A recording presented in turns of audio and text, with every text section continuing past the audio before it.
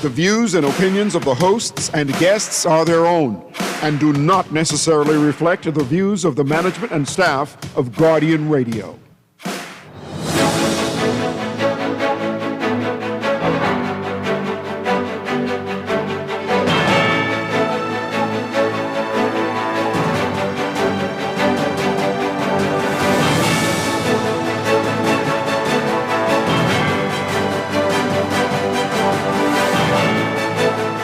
Good morning. Major projects for Grand Bahama. The Prime Minister says the government intends to assume control of the Grand Bahama Power Company and plans for the $100 million redevelopment of the Grand Bahama Airport in the works. But little clarity on the status of the Grand Lucayan. And the Commissioner of Police says she was offended by recent corruption claims. It's all straight ahead this morning. I'm Dwight Strachan, and this is Morning Blend. Wake up, it's a new day. Wake up, it's the start of the start. Good morning again, Bahamas. It is Wednesday, January 28th, 2026. This is Morning Blend on Guardian Radio 96.9. Again, I'm Dwight Strachan. In a moment, Laverne Gardner will be joining us. Also this morning, we are talking with BPL. A lot of exciting things happening with them. They'll tell us all about that. And later, our series with NIB. We are talking about their interest waiver campaign and more. That's all ahead on this Wednesday. But first, it's time for the overnight, the latest breaking news from while we're sleeping, and the top national and international headlines this morning.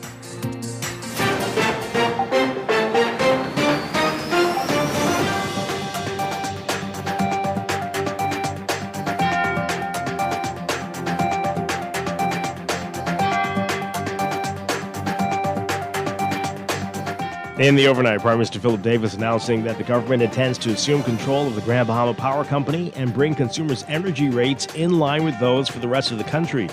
Davis also said the government is beginning a Phase 1 $100 million redevelopment of the Grand Bahama International Airport. He outlined that MSC Cruises, through its affiliate and development company, will develop a cruise ship pier complex and berthing area at the Billy Key property in the city of Freeport, alongside new visitor and commercial infrastructure. The Prime Minister said that the government signed a memorandum of understanding with the Emira Incorporated yesterday with respect to the GBPC that he says reflects a shared commitment to explore a new path forward for energy in Grand Bahama. The Prime Minister also saying that the government is making steady progress with the Grand Lucayan Resort, but provided little clarity on the status of the sale, calling it a complex transaction, saying, quote, it requires careful sequencing, it requires proper approvals, coordination, and structured execution. That is exactly how we are approaching it. He acknowledged the anxiety people feel. He says he understands their frustration of progress.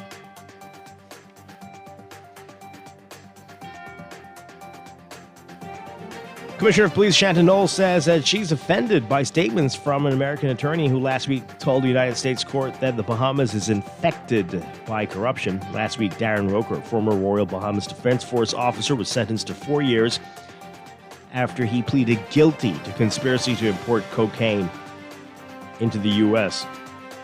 During Roker's sentencing hearing, his lawyer, Martin Roth, reportedly told the court that the entire system in the Bahamas was filled with corruption. Roth said that his client was weak and gave in to the culture. His comments from the hearing were first published in the Tribune. Commissioner Knowles, though, was asked to respond to Roth's statements yesterday, saying, quote, I am offended by his remarks to believe that because he represented one person who was accused of crimes against his country, that he would want to cast such aspersions on my officers and our country. If you look at the work that we have done over the past year, you will see that that statement is certainly not true. Meanwhile, Commissioner Knowles saying that an officer was interdicted in connection with the investigation involving D'Angelo Culmer, an accused killer who escaped from the magistrate's court complex last October. Knowles said Culmer remains at large. She said that 3 officers were identified and placed before the police tribunal. She said one has been interdicted and another expected to be interdicted in the next week or so until that trial is completed. Meanwhile, that escaped prisoner is still on the loose. The commissioner appealing to anyone with information about where he is to give that information to the police so he can get back to prison. A father convicted of repeatedly molesting his daughter during a 7-year period will now have his appeal heard in May following multiple delays. The 48-year-old, identified in court as OG, was sentenced to 27 years imprisonment in March 2024 after a jury unanimously convicted him of incest. The convict, who has maintained his innocence, has filed an appeal and sentence. However, his legal challenge was beset by multiple adjournments due to missing transcripts. And 2 men and 3 teenage boys have been charged after the principal at Anatole Rogers High School was injured when he tried to stop an attack on a student. 20-year-old Doyle Bastian and 40-year-old Jamiko Powell and 3 16-year-olds, one of whom attends Anatole Rogers High School, were arraigned on charges of assault with a dangerous instrument and causing grievous harm when they appeared before Senior Magistrate Algernon Allen Jr. Prosecutors allege that on January 23rd at around 3:40 p.m., the accused assaulted a 15-year-old boy with a tire iron and broke Principal Ricardo Patterson's finger when he stepped in. The man and 2 of the teens also face a charge of threats of harm. Prosecutors allege that they threatened to stab a 13-year-old girl who also attends at school. The accused pleaded not guilty to the charges. Bail was set at $5,000 each for the assailant with a dangerous instrument and grievous harm case, and $1,000 each for the threats of harm matter. The minors were placed on a curb, interfering with the prosecution's witnesses. The matter was adjourned to April 22nd for trial. Overseas, Spain's government announcing Tuesday that it will grant legal status to potentially hundreds of thousands of immigrants living and working in the country without authorization. The latest way the country has bucked a trend towards increasingly harsh immigration policies imposed in the United States and much of Europe. The extraordinary measure will be implemented by expediting a decree to amend immigration laws, according to Spanish Minister of Immigration Elma Saez, bypassing a similar bill that has stalled in Parliament. Eligible immigrants will be granted up to 1 year of legal residency as well as permission to work. In contrast to other nations that have moved to restrict immigration and asylum, many emboldened by the Trump administration's policies, Spain has moved in the opposite direction, with Prime Minister Pedro Sanchez and his ministers often extolling the benefits of legal to the country's economy and aging workforce.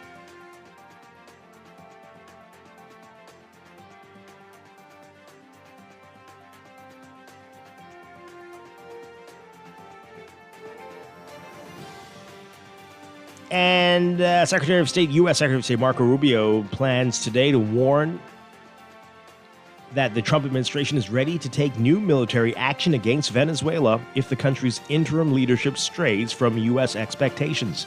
In prepared testimony for a hearing before the Senate Foreign Relations Committee, Rubio says the U.S. is not at war with Venezuela and that its interim leaders are cooperating, but he notes that the Trump administration would not rule out using additional force if needed following a raid to capture then-President Nicolas Maduro early this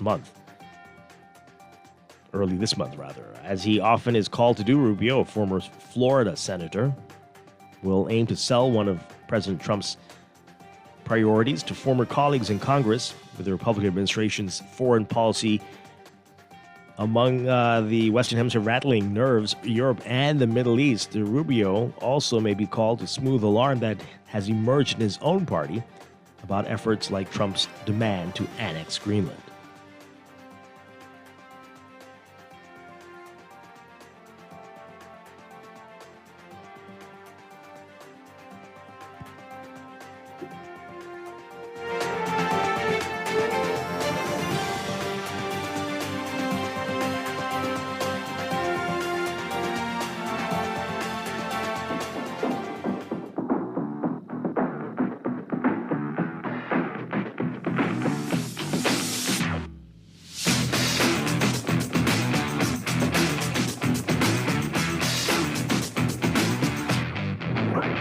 In sports, bringing to light a strong start for the 2026 season and looking ahead to what's to come, the B3A's Bahamas Association of Athletic Associations staging what it hopes annual gathering for the track and field community in the Bahamas.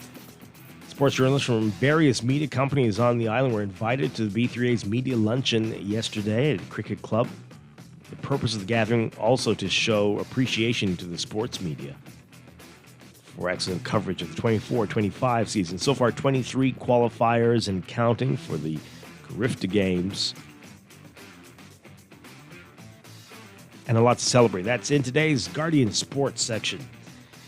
Bahamian NBA rookie Valdez Vijay Edgecombe has been selected among 28 players to compete in the 2026 Castrol Rising Stars Challenge, slated to take place on February 13th as part of the NBA All-Star Weekend. Right there in Inglewood, California. The Rising Stars Challenge, which is a yearly showcase of the league's top newcomers, will feature NBA rookies, sophomores, and some G League talent during the weekend. The Sixers rookie was selected along with fellow members of the 2025 NBA draft class. You can read about who's in it in today's Guardian Sports section.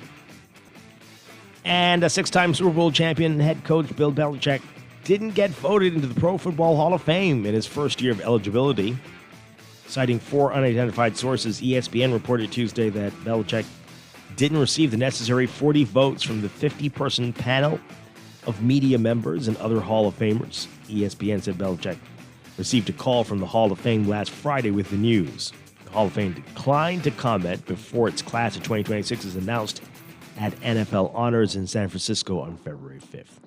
The report of Belichick's snub met with significant criticism, including from Kansas City Chiefs quarterback Patrick Mahomes, who posted on social media, quote, "insane, don't even understand how this could be possible." Belichick was hired by New England in 2000 and led the franchise to 6 Super Bowl wins and 3 other appearances in the title game during an 18-year span from 2001 to 2018. His 333 wins in the regular season and playoffs with New England and Cleveland are the second most to Don Shula's 347. He won AP NFL games. That's sports, and that's the overnight. Time for your first look at weather.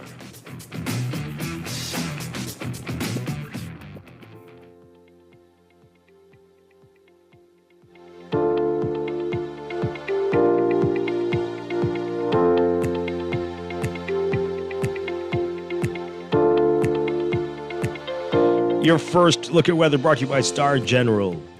So we've got a near gale warning in effect for the central Bahamas. That's going to be in place until noon today.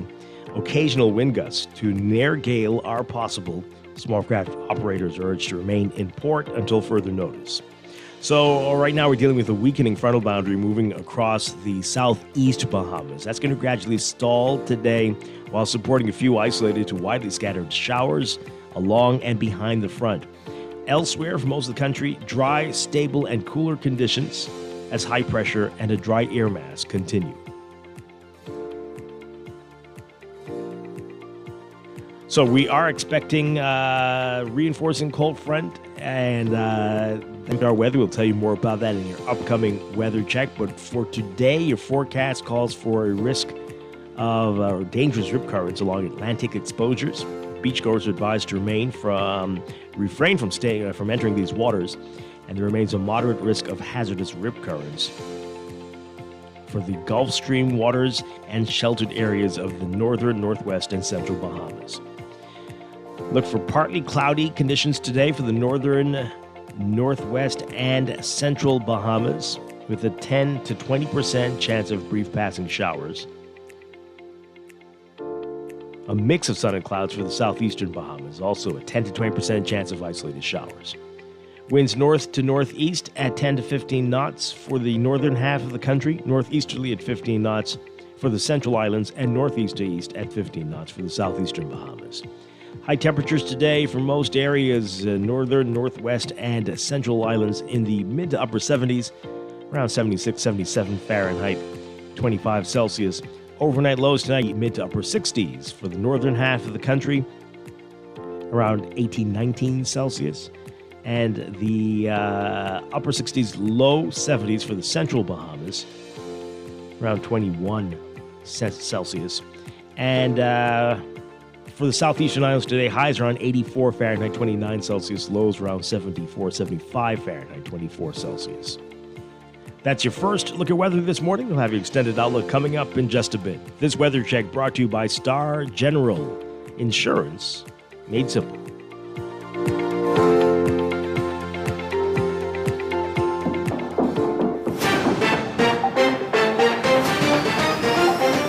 Wake up, it's a new day. It is time for a break, but when we come back, we're discussing the day's top stories right here on Morning Blend on Guardian Radio 96.9, your home for fresh news and smart talk all day. You know that it's the start of the end of the old way. Wake up, it's a new day. Wake up, it's a new day.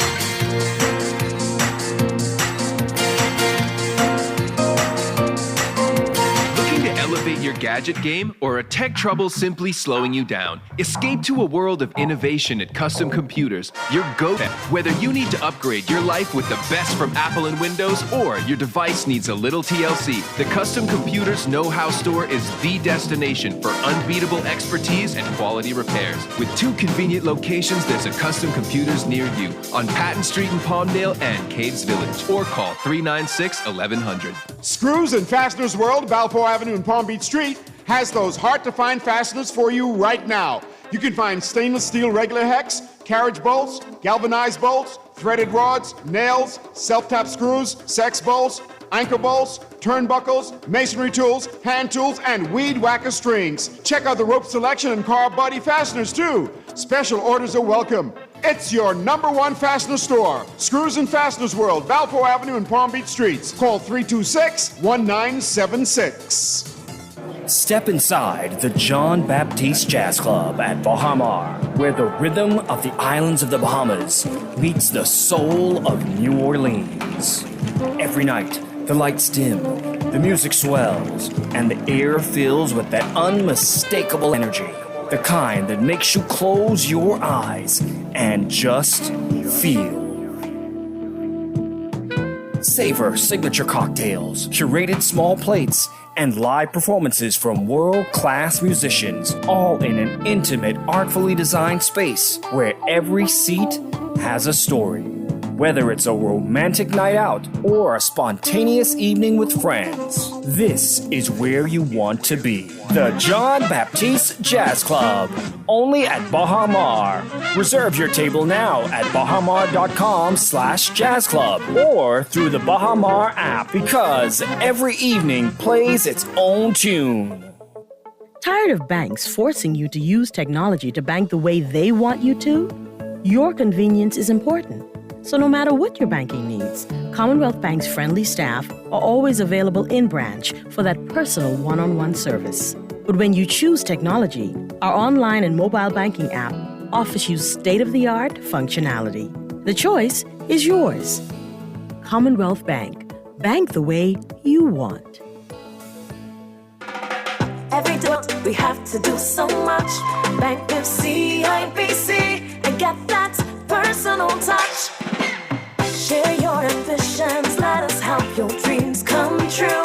At CIBC, you're at the heart of all we do. We're on your side, we're listening, we know the way you feel.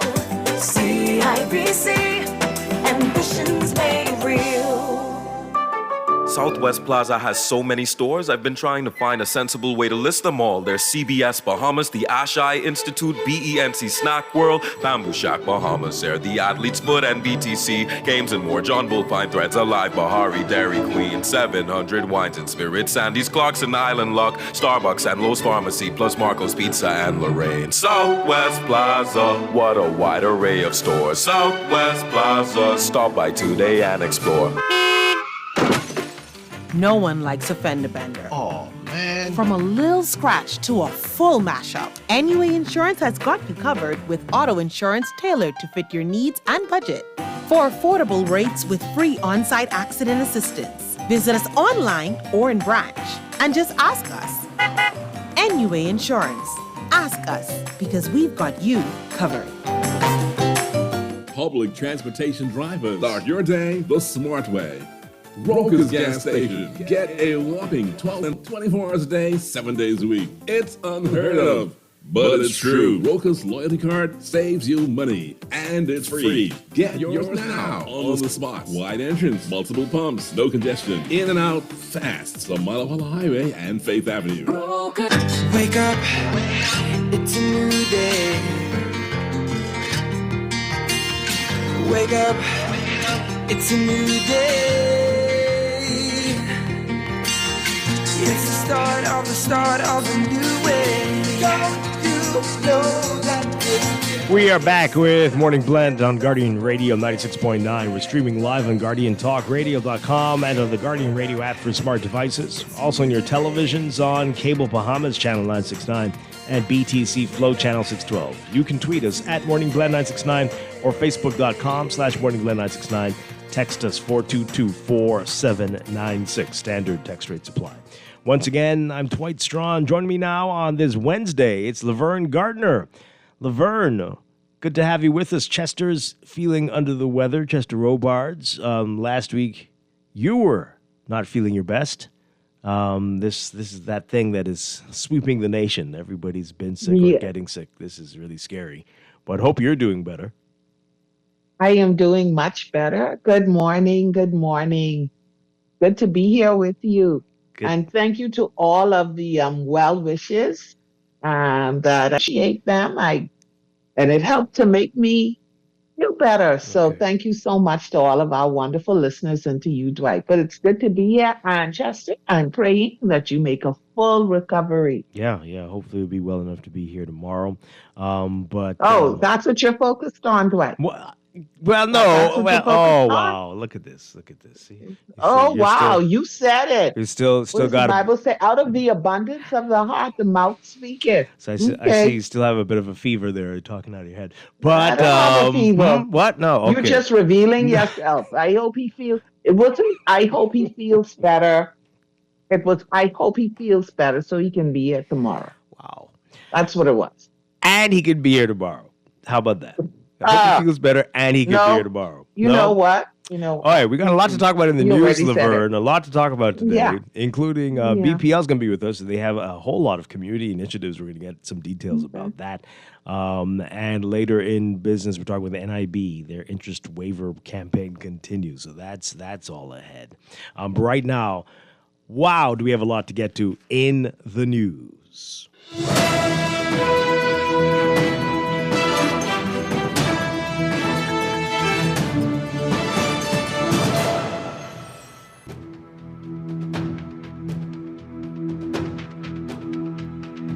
And in the news, the government holding a cabinet meeting and press conference in the Grand Bahama over the past couple of days, and some major projects announced for Grand Bahama, including that the government intends to assume control of the Grand Bahama Power Company. Laverne, you pay electricity bills with JBPC. I don't know how that makes you feel.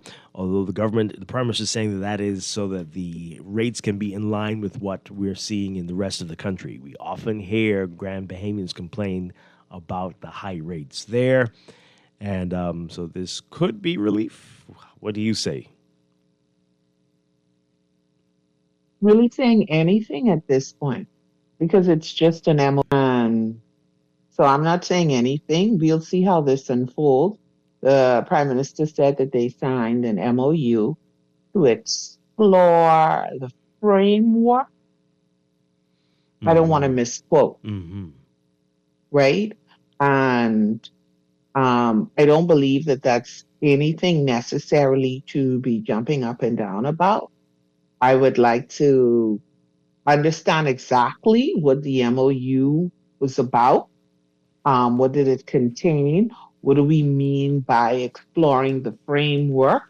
And we also recognize and understand that an MOU doesn't mean that everything is,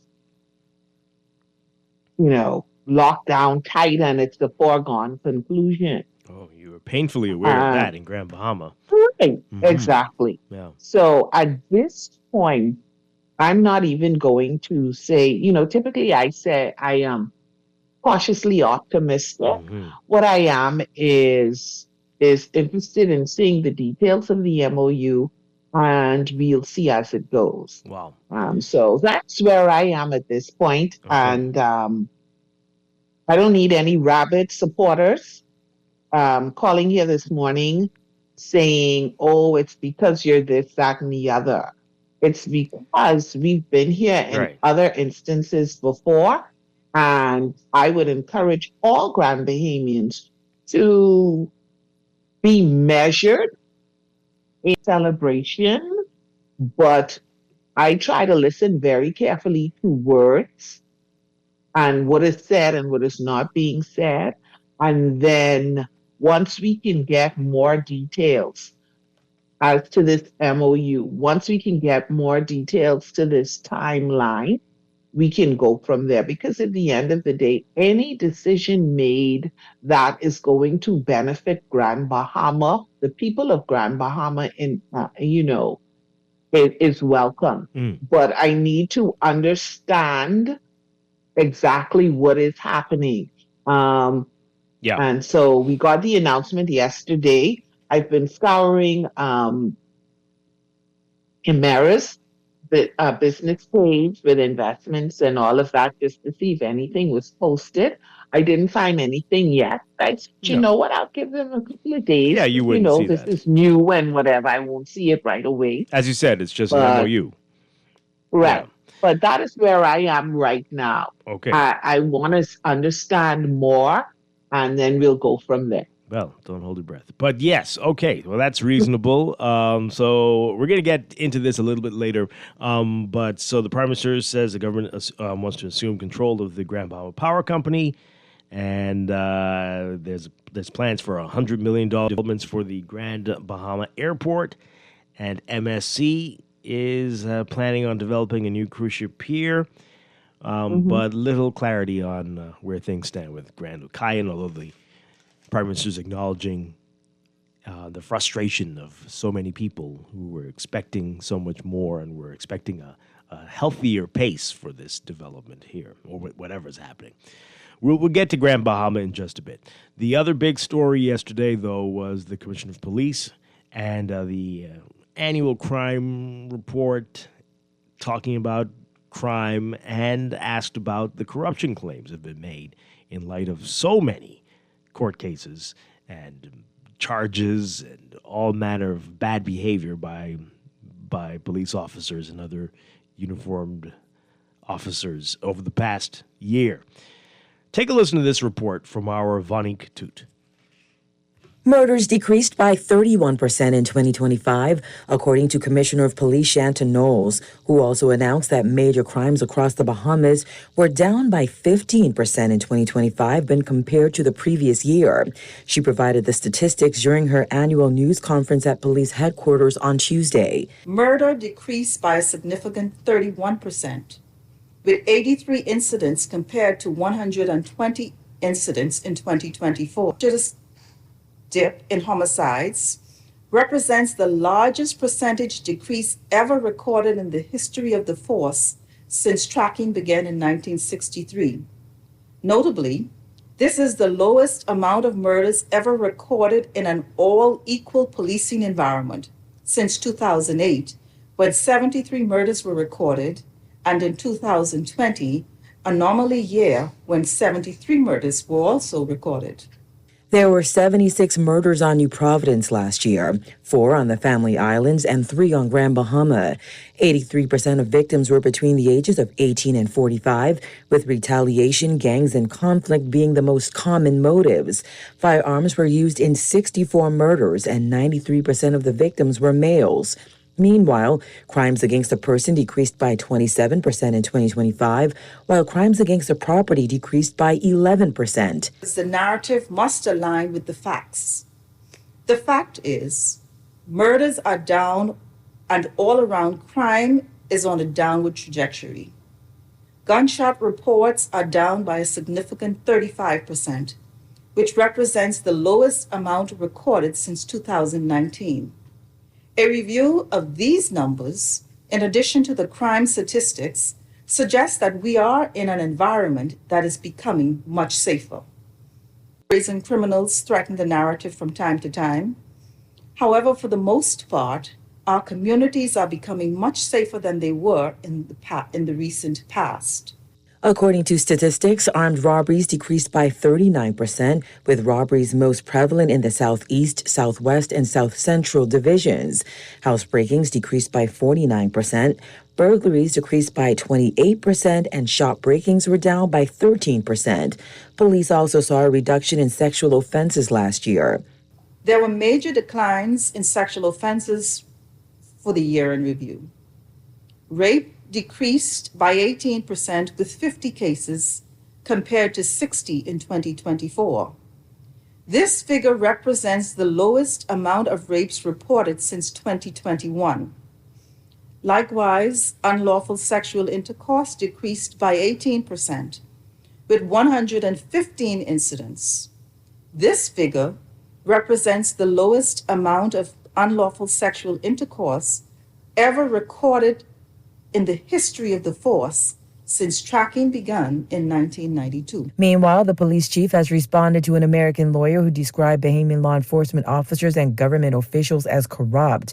Martin Roth, who is the attorney of former Defense Force officer Darren Roker, told a U.S. district court that the entire system in the Bahamas is corrupted. This has one Bahamian client. It does not make him an authority on Bahamian law enforcement officers. I'm offended by his remarks. To believe that because he has represented one person who's accused of crimes against his country, that he would want to cast such aspersions on my officers in our country. If you look at the work that we have done over the past year, you will see that that statement certainly is not true. We have decent police officers, and other law enforcement agencies have decent officers who give their best to their community. One bad apple does not spoil the entire bunch. Roker, who was accused of playing a major role in a conspiracy to import tons of cocaine into the United States, was recently sentenced to 48 months in prison.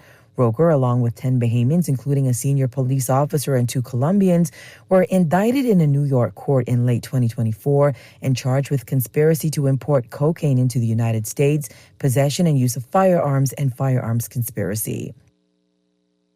Okay, Arvonique Toot with that report there.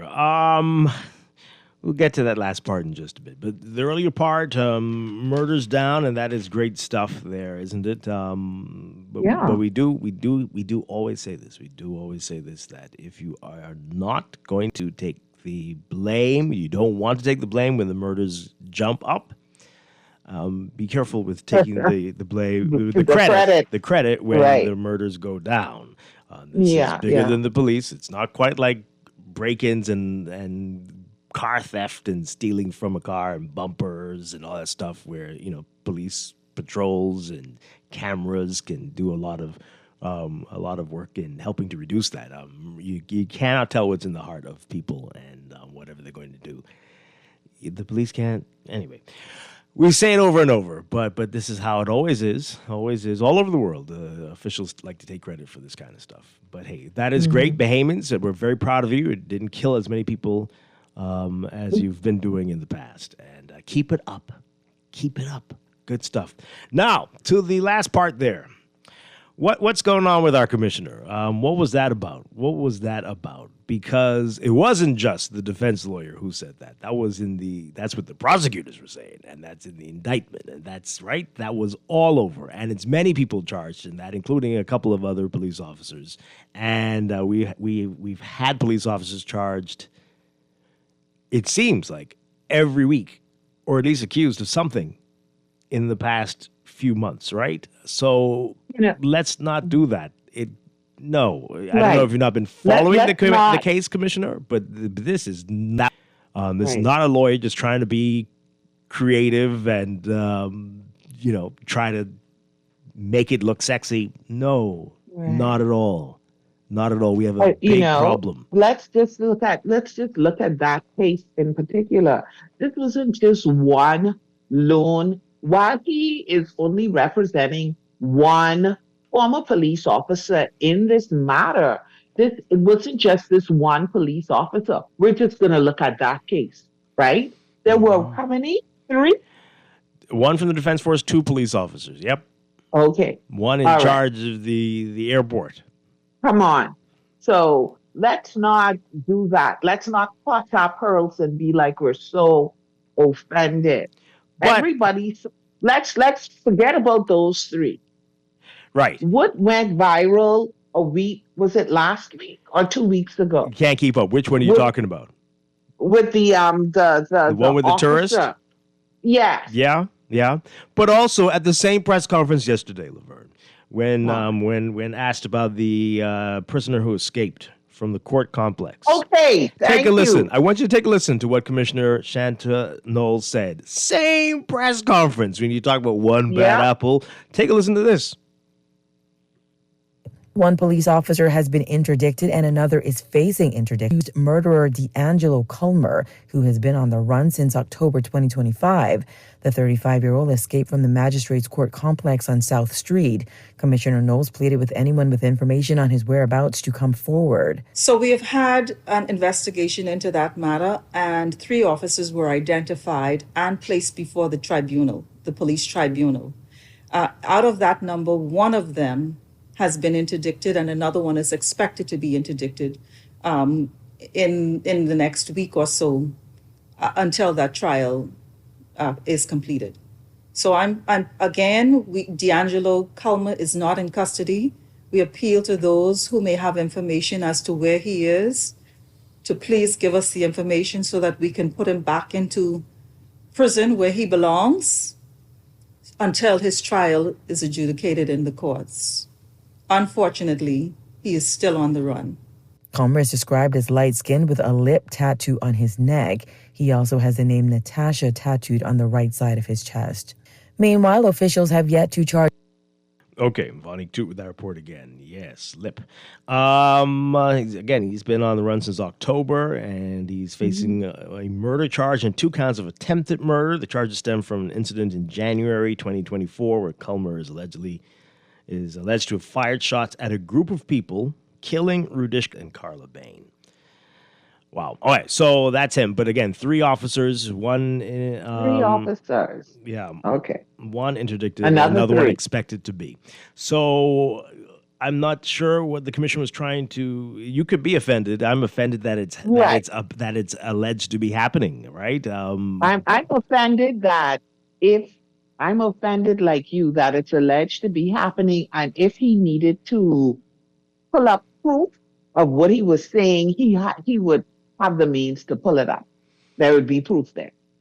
So we can be offended, but don't pretend as if this isn't an issue. And right? again, this man, Roker, pleaded guilty. He pleaded guilty. This wasn't, he was found guilty. He pleaded guilty. He said it. Yeah, I'm going to take this deal. I did it. Yep, this is what I did. So come on now. Come on. But, I would have answered this a little bit differently. I'm like, every organization has challenges. And as you can see, every week in the papers, every week in the papers, you're seeing an officer brought before the bad apples. Is the narrative. We are working to fix this organization. It is very sad what was said, and we are going to make sure that in the very near future, no one could ever say something like that again. No one can use that as a defense. Ever again. Exactly. That's what I would have said, but I'm not the commissioner of police, and I don't want the job. But where's the press liaison officer? This is what the governor of the Bahamas should have said last week too. But that's another story. Let's hear from you, though. Let's hear from you on all of this, the crime numbers and what the commissioner is saying, and the fact that an accused murderer is still on the run from October, and that police officers are alleged to have been involved in this escape. Wow, and everything. Everyone, please. Caller, what say you? Good morning. You're live on the air. Morning, Dwight. Good morning. And good morning, Laverne. Good morning. You and Laverne and say everything I did was say holding on this phone. Everything I wanted to say. Thank you very much. We'll talk to you tomorrow. No? And Laverne, my dear, don't believe nothing they say about Freeport. Yeah, I with you. Don't believe nothing that's going to happen. They think everybody in Freeport are donkeys. And since you and Dwight have already eloquently said what I wanted to say, let me teach the Commissioner of Police something, because I really had a lot of hopes for her man when she came in. You know what I mean? Especially being the first female cop. When the saying says, Commissioner, one bad apple spoils the whole bunch. Not because you can't see 10 apples in the bunch and you see one rotten, that don't mean it has not affected the other 10. There is something that one apple gives off. It's called ethylene, the gas that ripens it. So even although you may not see it with the other 9, that ethylene gas, it will ripen the first one and ultimately has affected the other 9. Thanks for taking Grammy Boy call this morning. All right. Wow, thank you very much. Appreciate Well it. said, Yeah, Grammy Boy. Quite. Well said. Let's take another live on the air. Yes, good morning. I really appreciate being educated this morning. Okay. Dwight and Laverne, good morning. Good morning. Glad to hear your crisp voice. Happy to Glad to be back. well. But, I'd like to make a comparison here. For every 400,000 persons in Denmark, there's only about 4 or 5 murders. And this is largely due to, they have a really, really strong social welfare policies in place. And they have trust in their institutions, right? And instead of punishing criminals, they really focus on rehabilitation. So when you look at the factors that they employ in Denmark, you can clearly see that it's working. And in addition to that, they keep the indigenous Danes at 84% and keep migrants around 16%. So they have a keen interest in making sure that they don't have a lot of people in their country over the indigenous identity. And I think in preserving that may have a long way to do with the murder rate. So I think we can just look around the world and learn from some people who are doing it right. Apart from being cold, you really don't get out much when it's real cold, but that might be a factor too. But the commissioner, I appreciate her sentiments. You're beginning to disturb me a bit. A couple days ago, you mentioned Japanese internment camps, and now, okay, I hear you. Interesting stuff you're proposing. Thank you, though. Thank you. All right, Dwight, it's humor. It's humor. I don't know. I don't think it is. Yeah. I like him, but I don't think it's humor. Yeah, I think it's humor when he said that last. No, I thought it was funny when he said that it's cold, so you don't get Not out. that part about the percentage of indigenous versus. Yeah, that part. Okay. Caller, good morning. You're on the air. Concerned about that language. Good morning, Dwight. Okay. Yes. Hi. Hey, and good morning, Laverne. Good morning. Nice to hear your voice again on the radio, as always. Don't stay too long. Thank you. We need to hear you every week, challenging Dwight. Okay. But there you go. That's my Dwight. job. I'm going to do that. Right. Dwight, you remember when it was announced that the Grand Lucayan was being sold, they called your radio show and they said, if elephants could fly, right, then that would have been sold, right? I mean, and the elephants, them still on the ground. Ain't nobody move yet, right? Because the point I'm raising is we see the same thing over and over and over and over when it relates to Grand Bahama. And I would have been tired being a Grand Bahamian, listening to the nonsense after nonsense. But they're kids now, right? And then, because, those people have feeling, they have dreams, and it seems like our leaders don't care, but the Grand Bahamians, man, it's hurtful. And I'm gonna take the same approach. We only can do what we normally do. We have to wait to see if it ain't gonna happen. Not if it can happen, if it ain't gonna happen, right? So I'm not looking for that to happen inside Grand Bahama no time soon. Okay. Now when it relates to the crime situation in the country, Dwight, man, like hey, the commissioner's speech, it had to come out or the OPM or Foreign Affairs speechwriters, man, because I don't know. I don't know if it was a speech. I think it was an answer to a question. Well, she probably even got the answer from either OPM or what you call it, foreign affairs, because it made no sense for you to come out and try to tell people what they ain't seeing. And they have, and this administration, they are strong and coming to try to tell you, no, what you seeing, that ain't what it is. Look this way. We had enough of that, man. We need real information and real ideas to keep crime at bay in this country, man. Because it just can't be every time there's an election period, we start to see the de-escalation of crime. I like to say crime is our secret number one industry. You guys have a nice day. Yeah, okay. All right, thank you very much. One more call and then we'll get to your text messages. Good morning, caller. You're live on the air. Hey, good morning, Mr. Strachan. Hi, turn on your radio for us, please. Okay, yes, sir. Yeah, man, I'm on the yeah, sorry. Yeah, I think Ms. Noah's answer to the question might have been a little off, right? But keep in mind, she got appointed in January of last year, right? In a year. You can't change an organization, the police force, in 1 year, right? I'm willing to give her like another year or so to see how these investigations come to fruition. I write her off. You know what I mean? That's fine. Only that one caller, but we haven't written her off. We're just saying we don't appreciate that response to that question. In this particular vein. Right. That's bizarre. Yeah, the response, but she said she was offended. The thing is, the evidence is there that there is corruption on the police force. The evidence is there. So I don't know what she offended about. But I think murder was down last year. I'm going to give her another year or so. God's best life to see how she performs, because there are several investigations ongoing. I want to see those outcomes.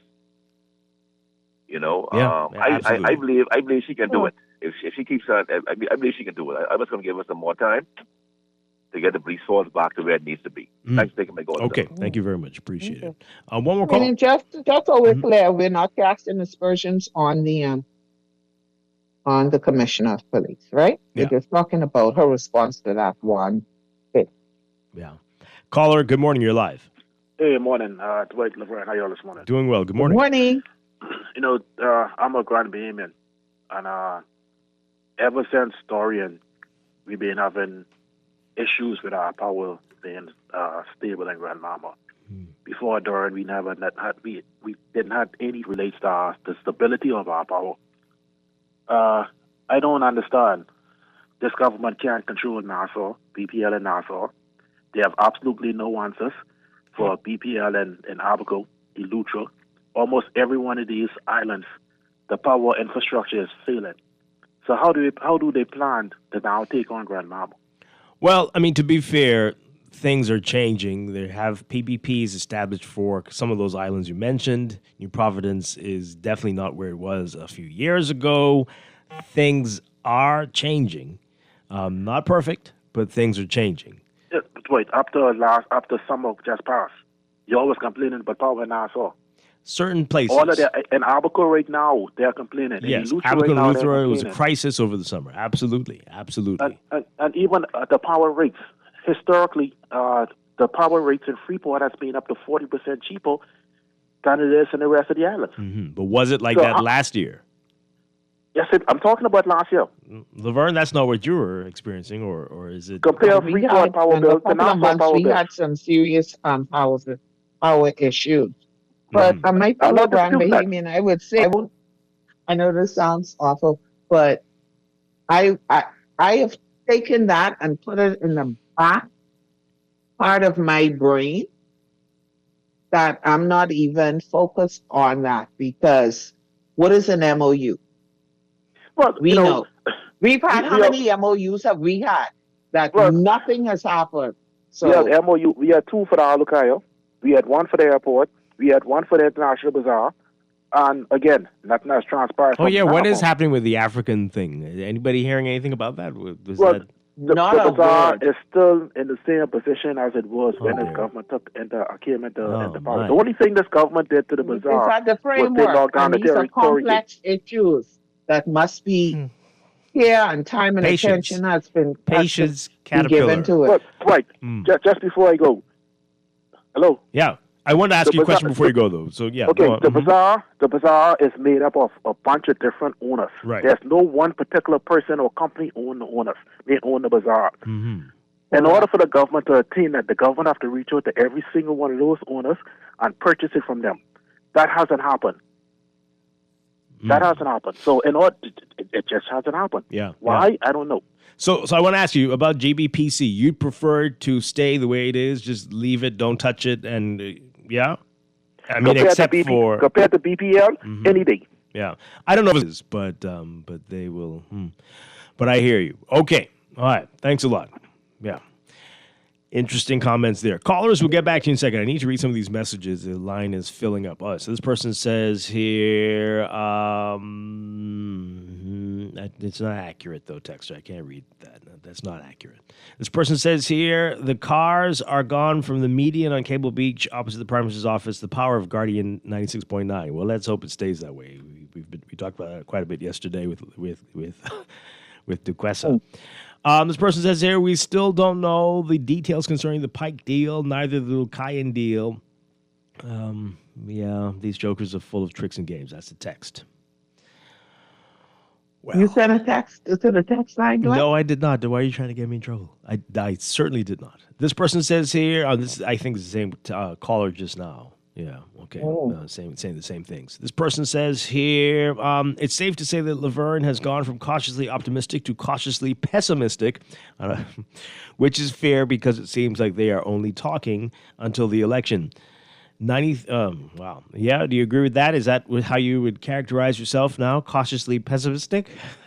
No, I wouldn't say I'm pessimistic. I'm not.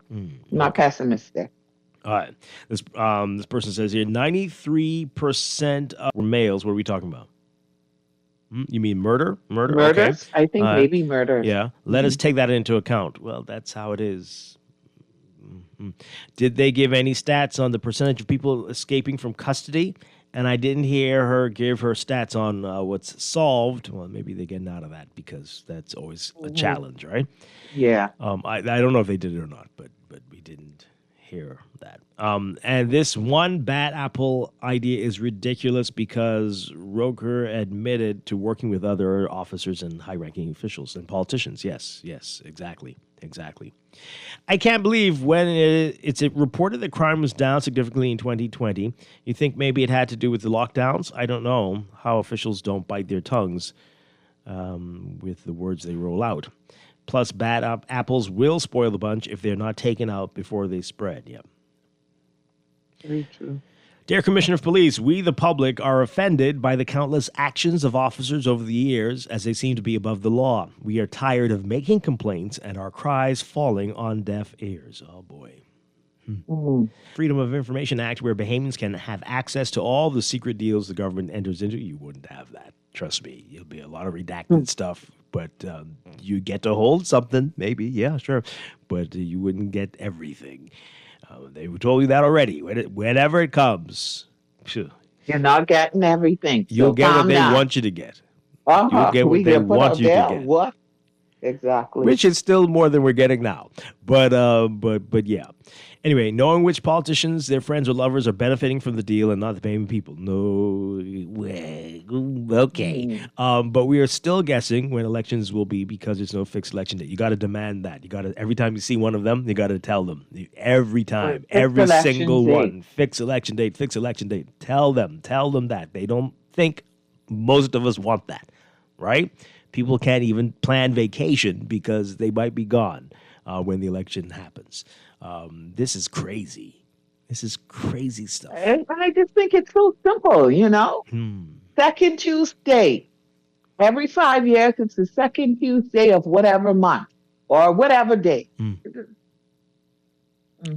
Down, but if they were high to begin with, being down a few is no big deal, and Bahamians don't feel crime is down. And there is more than one bad apple. There's a bushel of bad apples on every level. So it brings questions It brings people to question her entire statements and credibility. Wow. Oh, wow. Wow. Yeah, well, 70-something is definitely lower than we've seen in a bit, but still Yeah, high it's for a country lower. of this Yeah. size. Still quite high for a country of this size. So a lot of work to be done. Let's see if you can squeeze this call in really quickly before we go to the break. Caller, good morning. You got about 20 seconds. Good morning. All right. When Mr. Ingram win this first seat, and a few years in his winning his seat, I asked him, I said, well, how you get so successful, sir?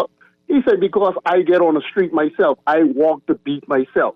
And this is what the commissioner of police needs to be doing. Stop listening to these top brass because they can tell her what she want to hear, the sweet talk. She needs to do her own homework and walk on the streets, sir. Thank you very much. I mean, you're not doing that. I don't think that's fair to say, but you want to see more of it, I guess. Okay, all right. We got to go to the news. We're going to pick this up on the other side. This is Morning Blend on Guardian Radio 96.9. Nassau's gone soul. We've got a doggone beat now. We're gonna call our very own Nassau Rock and Nassau Road. Nassau's got a whole lot of soul. Feel alright. Mini skirts, maxi skirts, and afro This hair. is Guardian Radio 96.9 FM, streaming on GuardianTalkRadio.com and the Guardian Radio app, Nassau, Bahamas.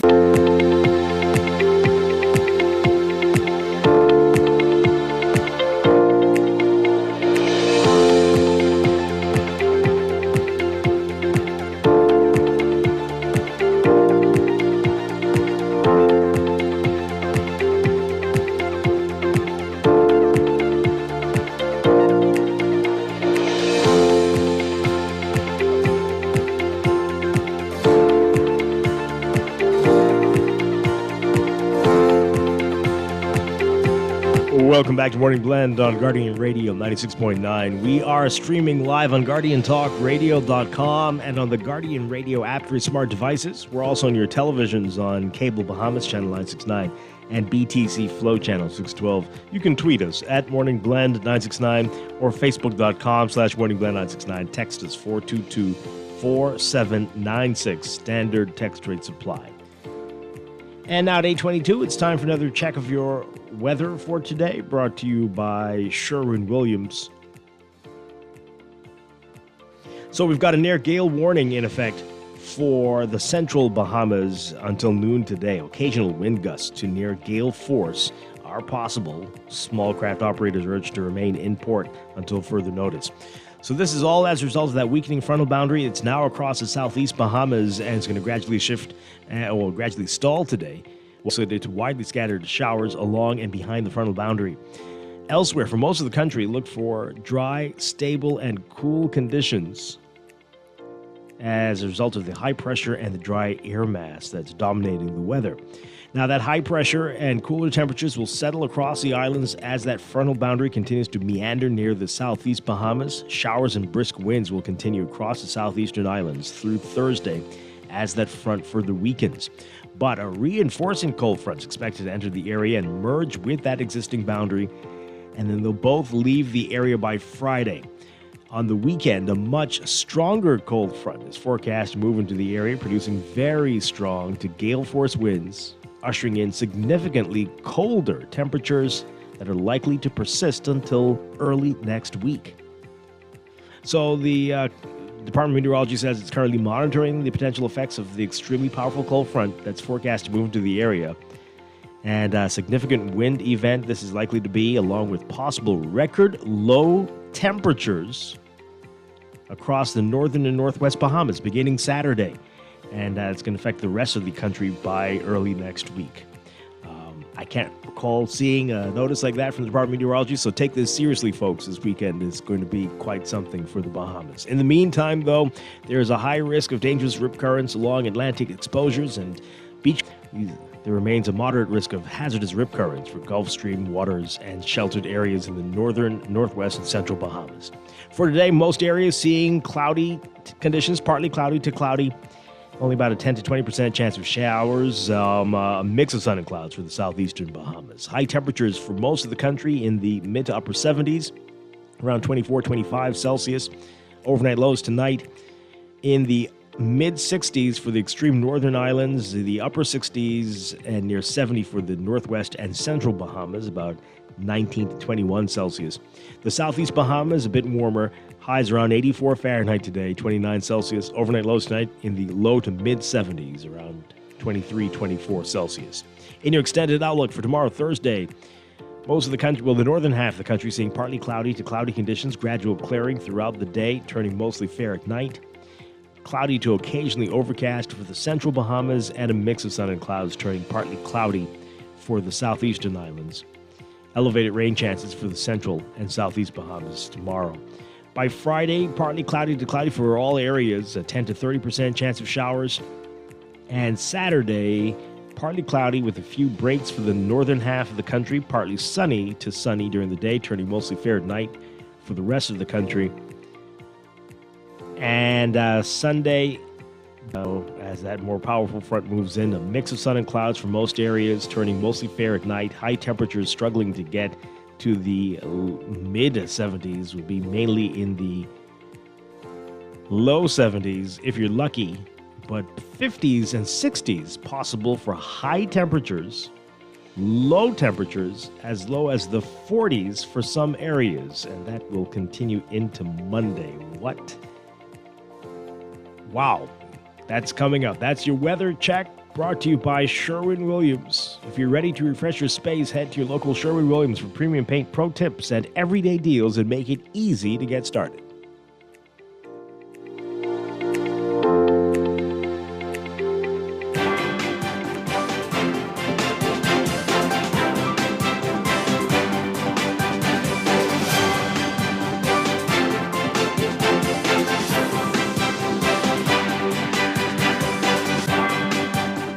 And 8:27, time for a check of traffic, brought to you by RBC. With RBC, your ideas happen here. A reminder of the work going on East Street South between Soldier Road and All Saints Way. That's expected at night between 8 p.m. and 1 a.m. You're asked to avoid the area if you can or follow the posted traffic signs. A reminder that Junior Junkanoo tomorrow evening will give you details about the road closures tomorrow morning. So keep that in mind. But for now, put that on your calendar. And in your real-time traffic right now, we are seeing heavy traffic as usual. Milo Butler Highway, heavy northbound traffic from south of the Fire Trail roundabout, straight through to Tonic Williams Darling Highway. That's the northbound lanes there. Over on Blue Hill Road, also busy for you from St. Vincent straight through to Independence Drive, especially near Carmichael. Heavy traffic in that area. Both directions you'll be seeing slow-moving traffic. Traffic backed up along Carmichael eastbound as well. And then Independence Drive, seeing slow-moving traffic both directions. East and westbound between East Street and Blue Hill Road. East Street also seeing slow-moving traffic north and south of that Soldier Road intersection. In eastern New Providence, we've got heavy traffic at the major intersections, like Fox Hill Road and Beatrice Avenue. And that's going to lead, if you're heading westbound, straight through to Robinson Road, all the way up to Marathon and East-West Highway. We've got John F. Kennedy Drive seeing some heavy traffic both directions between Prospect Ridge and Harold Road, all the way up to Bahamar Boulevard and Gladstone Road. Again, that's both directions. You're going to be seeing that slow-moving traffic and slow-moving traffic along JFK and Lake Cunningham eastbound this morning, but looking better for you on the Gladstone Road side. And West Bay Street near Saunders Beach, slow-moving traffic as usual near New Providence Highway, and east of Arawaki near Nassau Street. Those are your hot spots right now. That's a real-time traffic and your morning blend traffic alert. Also brought to you by NUA Insurance Agents and Brokers. Whether you prefer a face-to-face chat or handling things online, they've got you covered. Visit NUAinsurance.com for an instant motor quote or stop by your nearest branch today.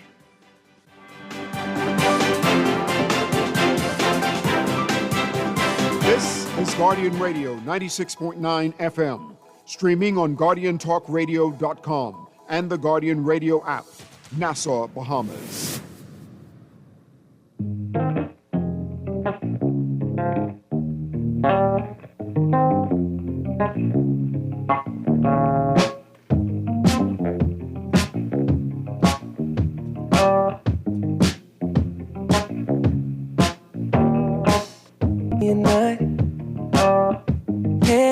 minute and they don't know when to stop.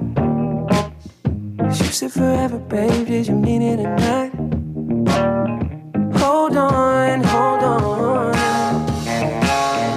Leave me on red, babe, but I still get the message. Instead of a line, it's 3 dots, but I can connect them. And if it ain't right, babe, you know I respect it. But if you need time, just take your time. Honey, I get it, I get it, I get it. Way you got me all in my head. Think I'd rather you in my bed. Whatever it is, you know I can take it. I'm counting the days, how many days till I can see you again. Oh, kisses like will you cut your We are back with Morning Blend on Guardian Radio 96.9. Dwight Strachan along with Laverne Gardner on this Wednesday morning. Chester's going to be here tomorrow. And we are talking about what's in the news. Coming up in a few minutes, though, we'll be talking with BPL. They've got a whole host of exciting community initiatives. We'll get details about that. And later we are talking with NIB about their interest waiver campaign and more. That's all ahead. But again, we continue talking about what's in the news, getting a reaction to the press conference with the Commissioner of Police yesterday. And puzzling, surprising, how best to say it, her comments about the corruption accusations. Saying that she was offended. I think a little bit of both. Yeah.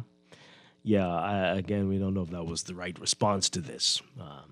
This is more than accusations. This is somebody confirming this, and it wasn't just the defense lawyer saying this. Right. This is what the prosecution was saying, and the judge clearly agreed. And we've got other people who've been on trial, who are about to go on trial, they've been convicted, who've been sentenced, all manner of things involving the force. So this is a very interesting time.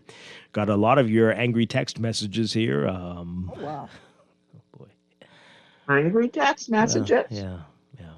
So let's get to some of these. This person says here, did the commissioner speak to the percentage of solved murders and other crimes? Has the rate of solving cases increased also? Again, we always complain or criticize when they use this word solved, because they say solved, it goes to the court and it falls apart, right? And or it's thrown out by the public prosecution's office, right?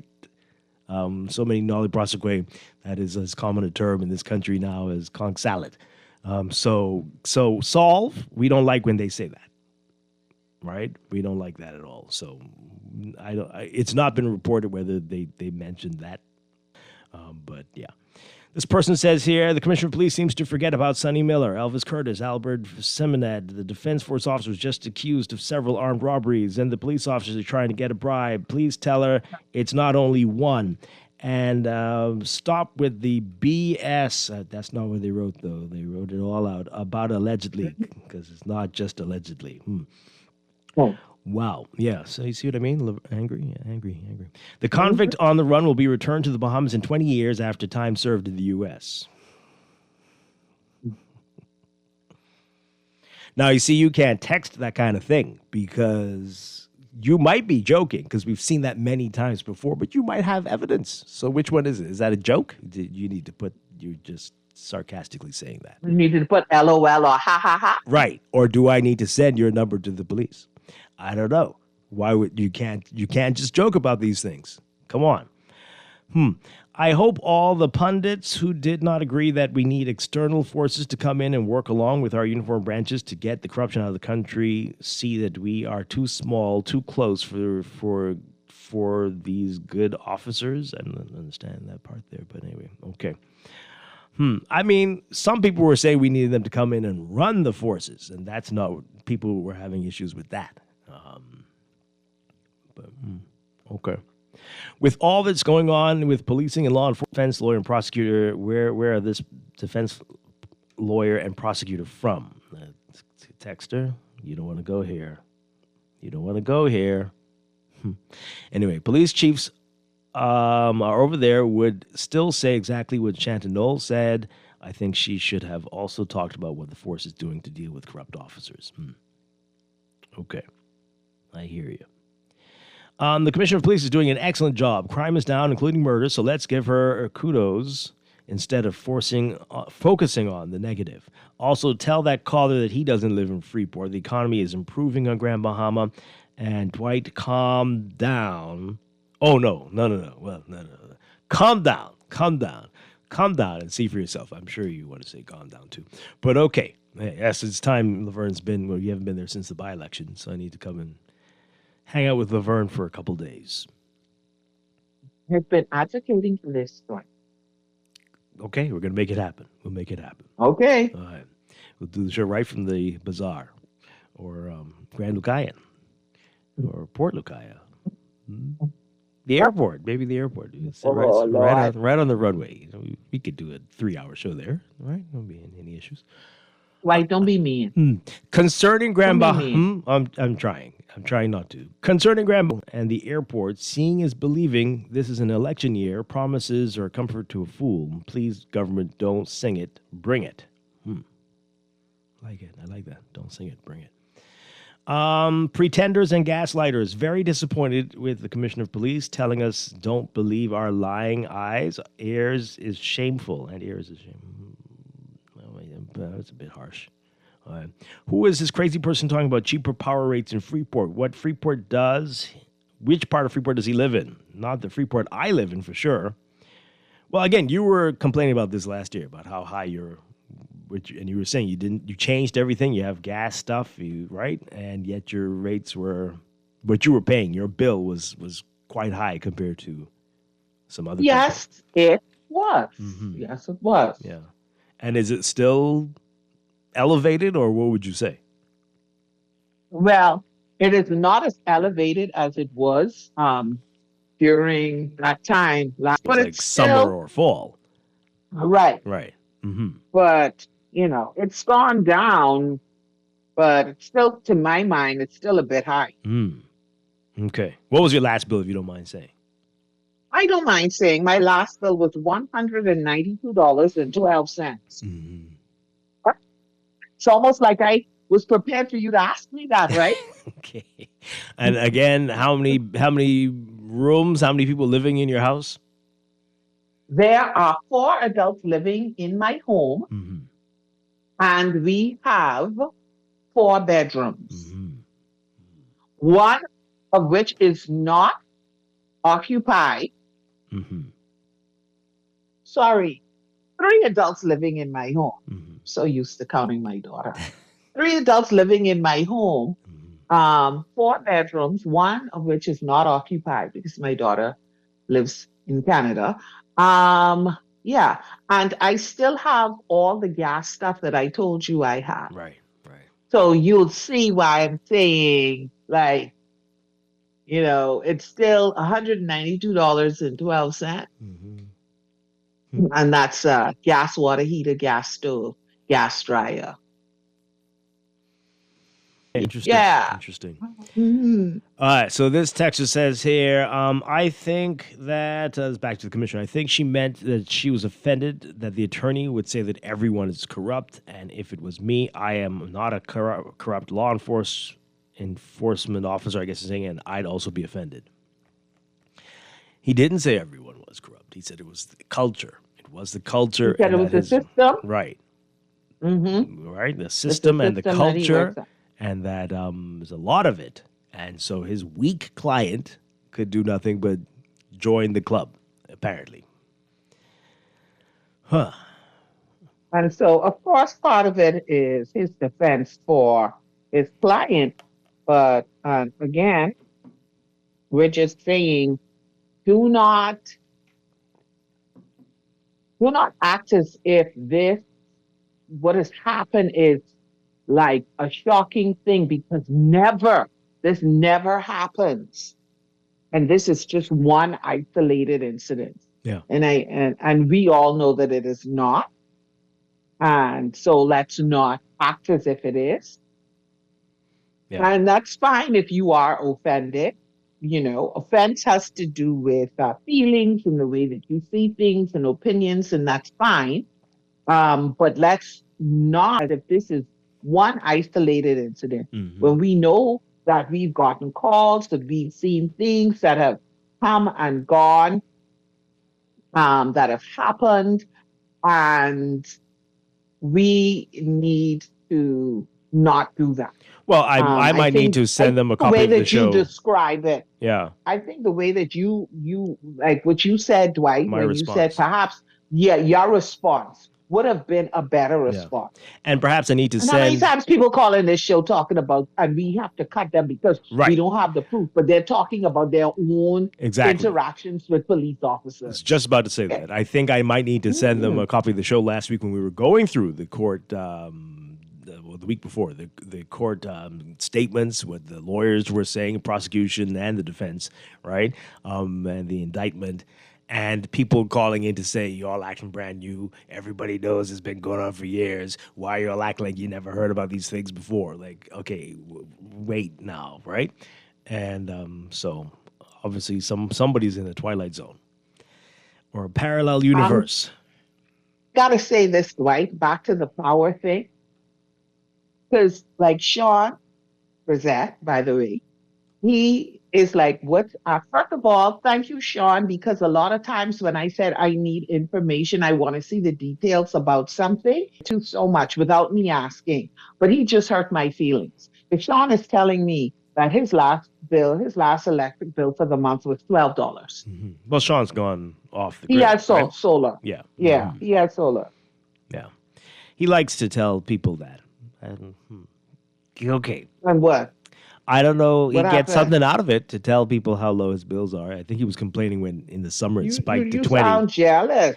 Well, it's hurtful. He says, in the summer his highest bill was $25 or something. And do you want to know what my highest bill? Anyway. Ooh. Hey, let's read these. We got to go quickly, Laverne. This person says, we're having serious high and low voltage through my corner for 12 days in Bel Air. Pike has been here twice and said the road needs to be cut to repair the issue, and they would send the underground team. The government break up BPL. Now this secret untouchable company cannot do the repairs in a timely fashion. Well, okay, my goodness. It sounds like you have... Anyway, I don't know if that's fair to say it like that. Wow. Okay. Timely fashion. Sounds like you have a big problem, but anyway. The police need to take a hard line with the many cars running the red lights. Sweat the small stuff. Been saying that. Yep. Guardian Radio needs to address the Haitian fruit vendors in Cowpen Road. Oh, boy. Are they legal and are they paying NIB? Where are they living? Oh, my goodness. Okay. I respect Laverne's answer about being optimistic when it happens, but you get some people in Grand Bahama, like one of your last callers, that keep saying Grand Bahama, that are keeping Grand Bahama down by being political. Until they stop, Grand Bahama will never move forward because the tongue is very powerful. Be hopeful for any project. Don't care which government is in.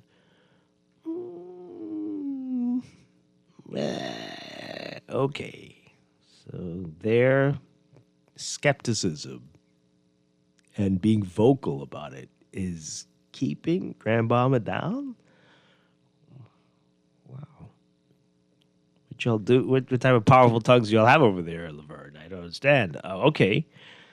Can't be too powerful because a lot of us are always speaking optimistically and positively about Trump. Wow. So I don't know if it only works on the negatives. I don't know. Does that work for world leaders that you don't like? If you say negative things about them, they'll keep going down? Anyway. Okay, they just seem to thrive when you say, well, anyway. If the Prime Minister for National Security, nor the Defense Force Commodore responded to and taking a national issue so personal. We're not happy that they haven't responded, Texter. We want them to respond. So I don't know where you were going, but that's not good. We really are the one bad apple will literally spoil the whole bunch. Scientific facts. It's okay. The commissioner has to be... we don't grow apples. There's certain... We don't grow apples what it here. is, Dwight? I mean... I think that there are certain adages that we maybe have to stop using, like that one. Or one apply bad it. apple doesn't spoil the whole bunch, or the worst one ever. Sticks and stones may break my bones, but words will never hurt Well, me. that one needs to go away. Yes, absolutely. Yeah, that needs to go away. The only completely. issue with And the so- apple one is that we don't really have apples like that around here, so people might not know. Change it to mangoes. Change it to You can change it to anything. anything. Yeah, and You then get a they'll get bag it. of They'll get any it. fruits. You'll get a bag of any fruits, and if one is has rotted, one is spoiled, you need to get those other ones out of that bag and clean them off if they haven't started already. Yeah. All right, so let's read these before we go to the break. This person says the commissioner has to speak according to what she's directed to say. What? As for the power company subject, one word makes a big difference. Could, which means it's a possibility that what? Which one? That it could happen or that it could bring down the rates? Which one?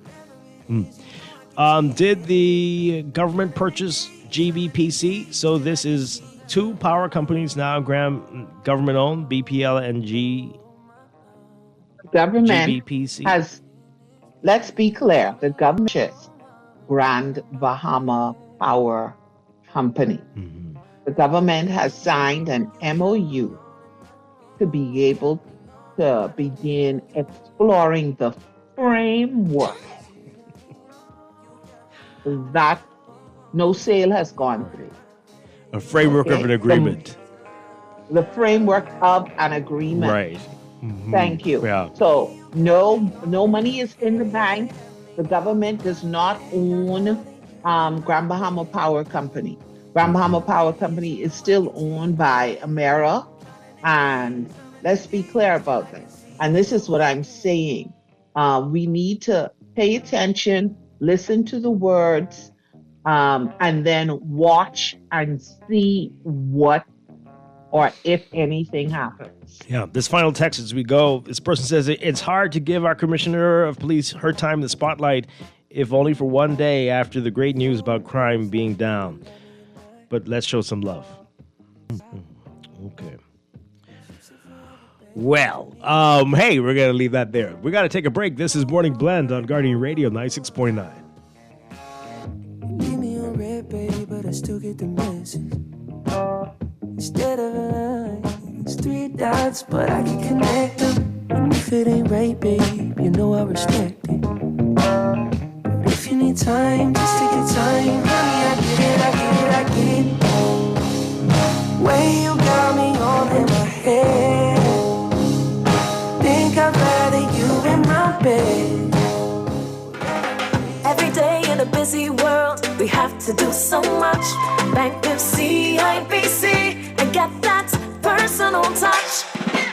Share your ambitions, let us help your dreams come true. At CIBC, you're at the heart of all we do. We're on your side, we're listening, we know the way you feel. CIBC, ambitions made real. In the world of business, technology is not a choice, it's a necessity. And for businesses that demand excellence, there's only one choice for unparalleled support and cutting-edge technology.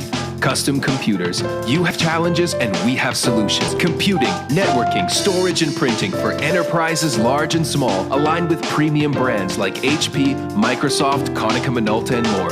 Get tech done the right way with Custom Computers. Call the Know-How team at 396-1101. Looking for insurance that fits your lifestyle and your budget? At Star General Insurance, we've got you covered. Whether it's motor insurance with flexible options for third-party liability and comprehensive coverage, or commercial insurance products that protect your business, we have choices you can afford. Own a home or renting? Our home insurance products have just what you need. And for the adventurers out there, we offer marine insurance too. Visit our website or social media pages for contact information and quotes. Star General, insurance made simple. Sherwin-Williams Bahamas doesn't mess about when it comes to product range and product knowledge. If it's a new product come in the store, we walk the store and study that product. One thing with our boss, if a new product comes in, he takes the time and he's always keeping us up to date with product knowledge. And we just had 9 weeks of different products that we had to study, and we had exams at the end of each product. Yeah. The only way we could sell the product effective, we have to know that product. Yeah, that helps us to relate to our customers. It gives us better knowledge to know what product to introduce to them. You understand? So we can know what product to give them to use and what product not to give. Really key in Sherwin-Williams. They got the keys. And the key is the product knowledge that comes with our extensive product range at Sherwin-Williams Paints, Bahamas. Find color in every day. No one likes a fender bender. Oh, man. From a little scratch to a full mashup, NUA Insurance has got you covered with auto insurance tailored to fit your needs and budget.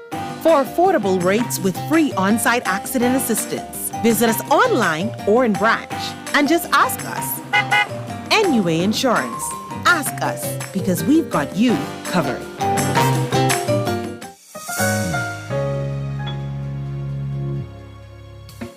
Struggling to find your financial rhythm? Make that move to Fidelity and let us help you orchestrate your financial goals into perfect harmony with free financial coaching sessions. Make that move today. Call 356-7764. Fidelity, we're good for you.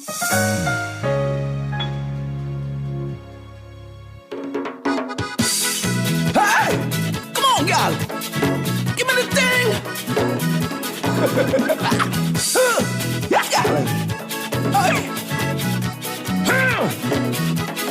Why don't you give me what you cause I've been waiting where you tell me be. Why don't you give me what you promised me. Got some play around and give me see I done wash your dishes and all your brother clothes. Think cassava out your yard, I even need your gold. Welcome back to Morning Blend on Guardian Radio 96.9. Dwight Strachan along with Laverne Gardner on this Wednesday morning. We're changing gears now, talking about BPL and some of the exciting community initiatives they have going on. Joining us in studio, very pleased to have with us Customer Services Supervisor Deanne Wilson and PR Officer Tajaro Hudson. Good morning. Good to have you with us. Good morning. Good morning. All is well? All is well. Morning. Okay. So Deanne, I see you in front of me in the studio, but I'm looking through the paper and you're in there as well. Yay. Let's talk about this. So you're Deanne Wilson, and this is What's Up with Wilson. You see what we did there? Yeah, I love it. Watts as in kilowatt and all that stuff. Most okay, definitely. that's pretty cool. Tell us about this. What's going on here?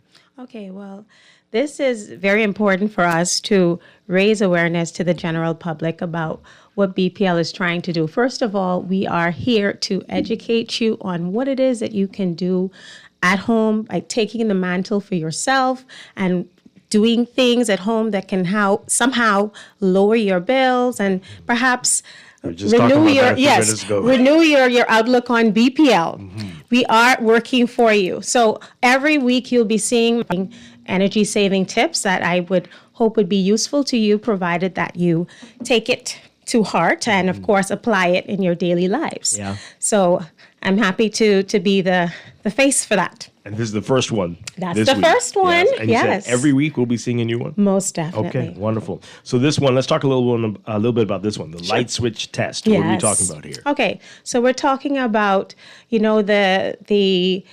the habits that we have sometimes, just walking into rooms and turning on lights without conscious thought of, do I really need to use this right now? And then, of course, being just very nonchalant about going about your business and, not realizing that using these energy that you're not using, these are what are causing, these habits do accumulate.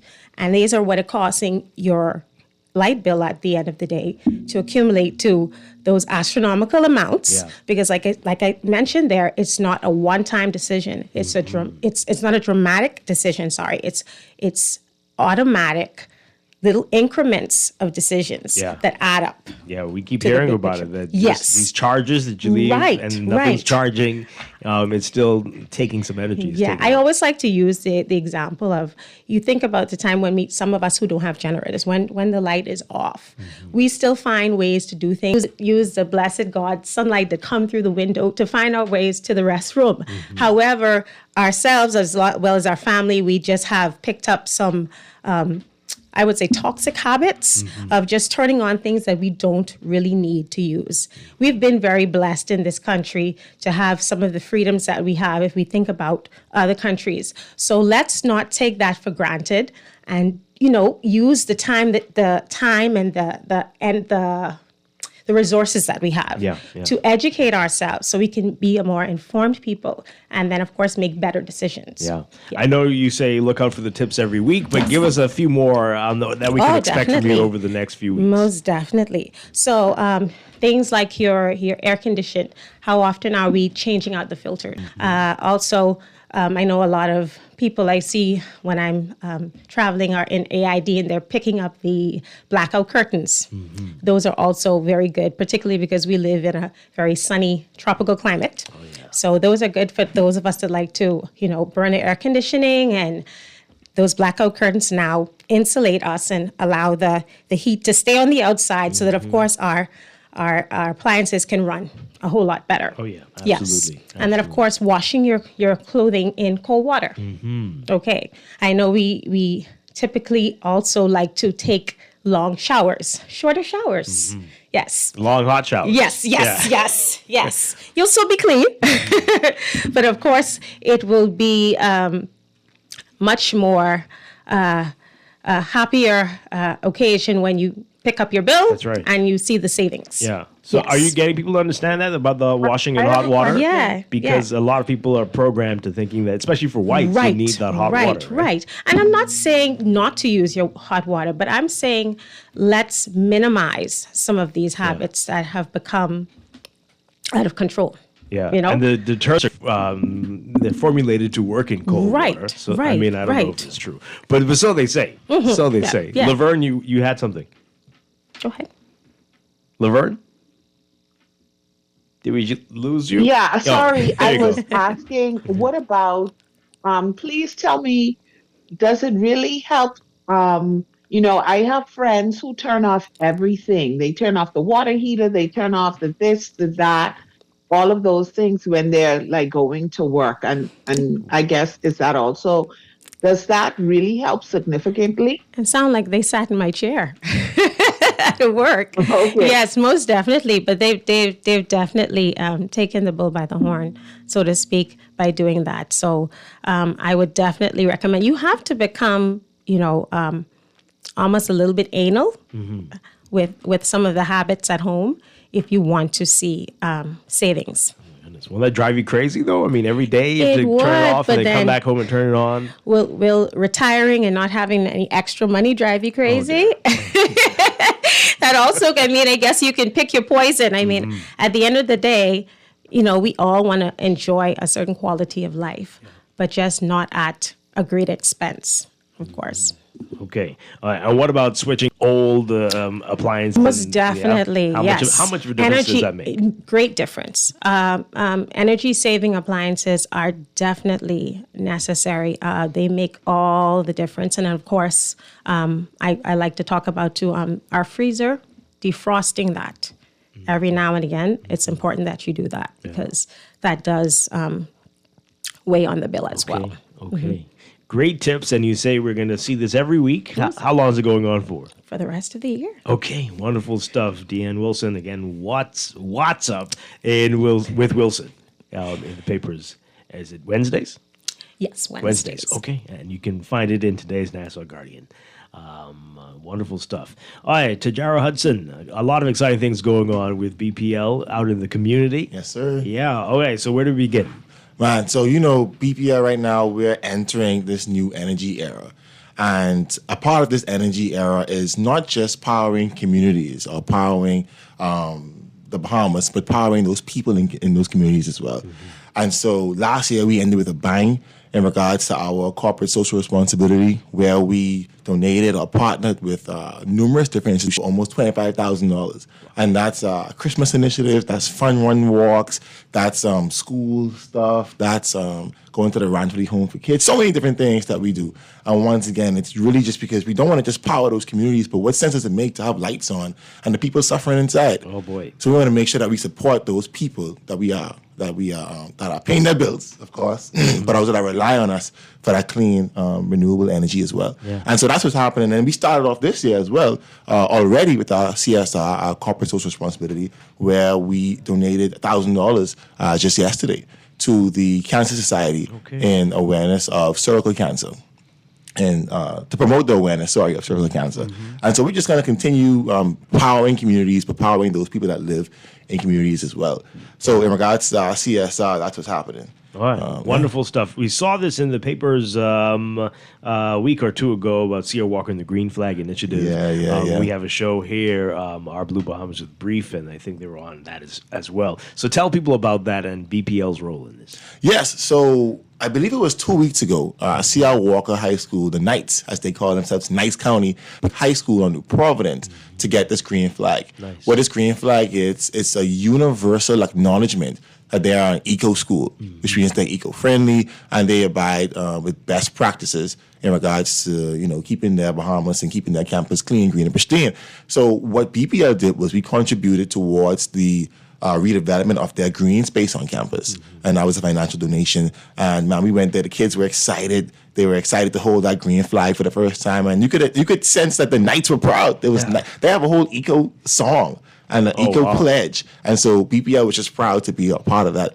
Like I said, once again, not just empowering communities, but empowering the people, the students, the citizens in those communities. Yeah. Excellent. So that was good. That was good stuff. So we're likely to see other public schools, or of course, we have a few initiatives in the tank. I can't say all right now, but we do plan on making our rounds to other high schools to do other initiatives and other community partners as well. Yeah. Not just high schools, elementary schools, and then, like I said, other community partners as well. Yeah.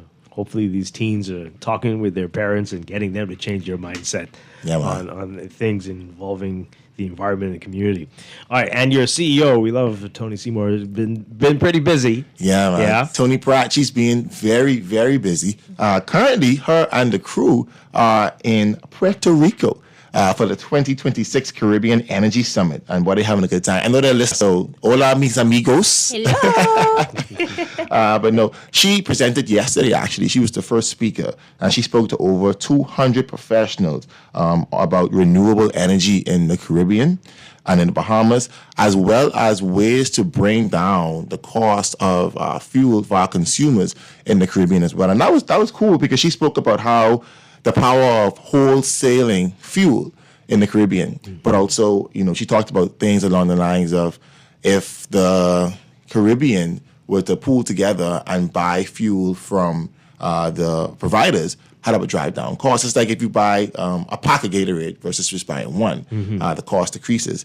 She also spoke about how, in regards to resiliency and having parts on hand for hurricanes, if we were to treat the Caribbean as its own distribution center and we all pool together and buy parts for our engines and so on and so forth, if a hurricane comes and something goes offline, as opposed to having to go across the waters to go and purchase a part, we could have it right here at a storehouse in the Caribbean. And so we'd be able to help ourselves as opposed to having to reach out all the way to Europe or all the way to the U.S. to get these parts. We could keep them right here. He coined it. It was one Caribbean, one market.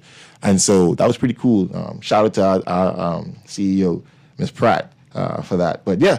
How likely are we to see this? How close are we to that? How realistic is this? I do think it's realistic. She was just getting the ball rolling. It's a conversation that's been happening for a while. Yeah. No one has just started it as yet. But she definitely is a voice behind it, encouraging other community partners to let's get the ball rolling and let's actually invest in ourselves and make a more resilient Caribbean, not having to rely so much on our partners outside of the area. Yeah. So it's likely to happen. It's all about just someone coming to the table and saying, hey, let's put our money where our mouth is and let's do it. Yeah. So it's likely. Yeah. Okay. Excellent stuff. So a lot of exciting things going on. I know you say you can't say too much about what's next. What can you tell us a little bit of something? What can we expect? Let me tell you. So the new energy era, that's what we're all about right now, right? A big part of that is hitting that 30% renewable energy by 2030. And actually our CEO, Ms. Pratt, announced at the Bahamas Business Outlook last week or a few weeks ago that we are actually on pace to hit that by 2027. Okay. As long as 2027 we can hit that. And so 2030 is pretty close. 2030 is pretty close. Yeah, it is. And so a big part of that is educating the community about what that means. And so we want to start from the school system. So I'll give you a little snippet. In the next upcoming months, we're actually going to go on a school tour where we go to different students in different schools and tell them about the new energy era and tell them that there's a career for them in this new energy era. Okay. So we're talking about solar, right? We're talking about liquefied natural gas. We're talking about the battery energy storage systems. educating our communities and our students on what these things are, and encouraging them to pursue careers in these fields. Because we always complain about us bringing in foreign investors and foreigners to come, but what we're trying to do is we're trying to encourage our students now to learn about the technology that we need in the future, so that when that future arrives, we have educated Bahamians who are able to provide that power to Bahamians instead of relying on outside people. Absolutely. And so that's a snippet of what's coming up. That's big. So we're looking forward to that. Yeah. Good stuff. Good stuff. All right. So very exciting, and keep us posted. Yes, sir. I Will want you do. to come back and tell us more. To Jara Hudson and Deanne Wilson, thank you. Thank you both for being here this morning. Yes, sir. And keep up the great work at BPL. Yes, sir. All right.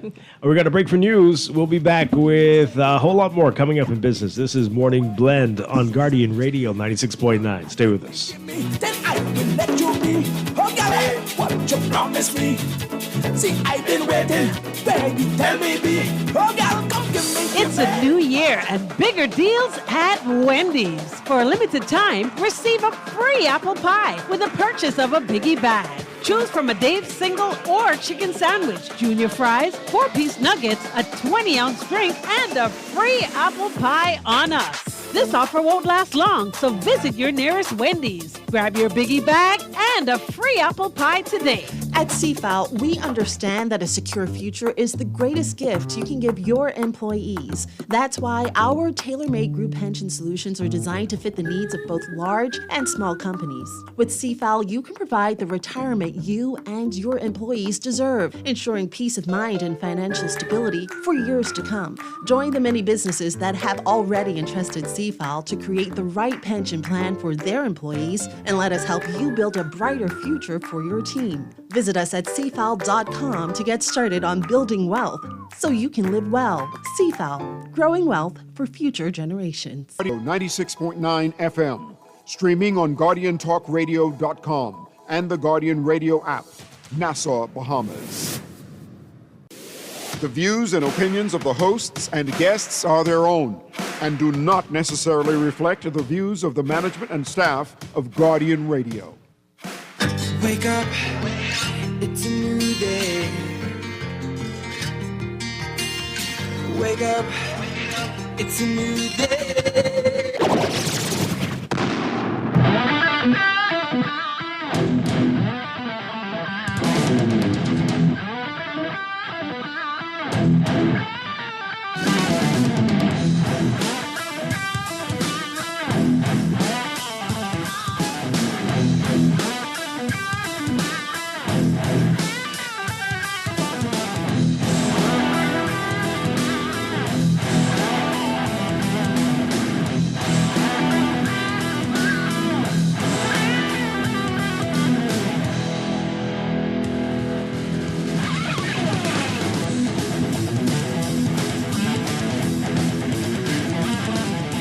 Good morning and welcome to Morning Blend Business on this Wednesday, January 28th, 2026. This is Morning Blend on Guardian Radio 96.9. Welcome back to Morning Blend listeners on Guardian Radio 96.9. Once again, I'm Dwight Strachan along with Laverne Gardner and for Chester Robards today. And this morning we are going to dive deeper into what the Prime Minister announced about Grand Bahama at the press conference they had there yesterday, and get your reaction to it as well. Projects for the island and some possible changes coming for the Grand Bahama Power Company, plans for the airport, and a new cruise ship pier, but still a lot of uncertainty about Grand Lucayan, the resort there. So let's take a listen to this report from our Vani Katut. The Davis administration has signed a memorandum of understanding with Emera as it moves to acquire control of Grand Bahama Power Company. Prime Minister Philip Davis made the announcement on Tuesday following a cabinet meeting and a series of high-level talks on the island of Grand Bahama. This MOU reflects a shared commitment to explore a new path forward for energy in Grand Bahama. When completed, this would mark the first time the government of the Bahamas has control over the power company since the Hawksbill Creek Agreement was signed. This is important because it will result in universal electricity rates across the Bahamas, ending a long-standing disparity between Grand Bahama and the rest of our country. The MOU comes as consumers on Grand Bahama continue to raise concerns over rising electricity bills that do not reflect the quality of service. Davis says the signing represents progress and reflects careful work, adding his administration is working to interest. This is not about control for its own sake. It is about fairness. It is about affordability. And it is about aligning energy policy with the needs of the people and the modern economy we are building. Energy reform is one of the most important pillars of this administration's work. Lower energy costs mean lower costs of living. That wasn't the only major announcement made by the Prime Minister during his visit to the Northern Island. The government has engaged Polycon for the $100 million redevelopment of Grand Bahama International Airport. And Polycon has engaged Bahamas Hot Mix to commence on-site preparation works. This marks an important transition from planning into physical activity on the ground, and it reflects our commitment to moving this project forward in a responsible and orderly way. The work is ongoing as I speak. This progress comes at a moment when Grand Bahama's tourism performance is demonstrating real momentum. Davis says phase one of the airport's development is a critical part of his government's growth strategy for the island. With a capital expenditure of over $100 million, phase one is designed to accommodate demand of up to 500,000 passengers annually, with ability to expand to 1 million. The facility will include an international and United States pre-clearance with a terminal footprint of approximately 100,000 square feet, alongside new taxiways, expanded apron space, and upgraded roadways and parking. He also announced plans to address flooding at the airport. The environmental and flood mitigation work associated with this project is extensive. Environmental impact assessments, geotechnical studies, and flood mitigation surveys are currently being finalized to ensure the airport is built with long-term resilience in mind. This airport will anchor the Grand Bahama economy, consolidating the relaunch of Grand Bahama. It supports tourism, expands cargo, increased investment, and strengthens environmental resilience. The redevelopment of the Grand Bahama International Airport is central to the island's growth. Okay, our Vonnie Katut with that report there. I'm sure you have questions about Grand Lucayan. The Prime Minister acknowledging the frustration that so many people have about the resort. This is what he had to say about Grand Lucayan.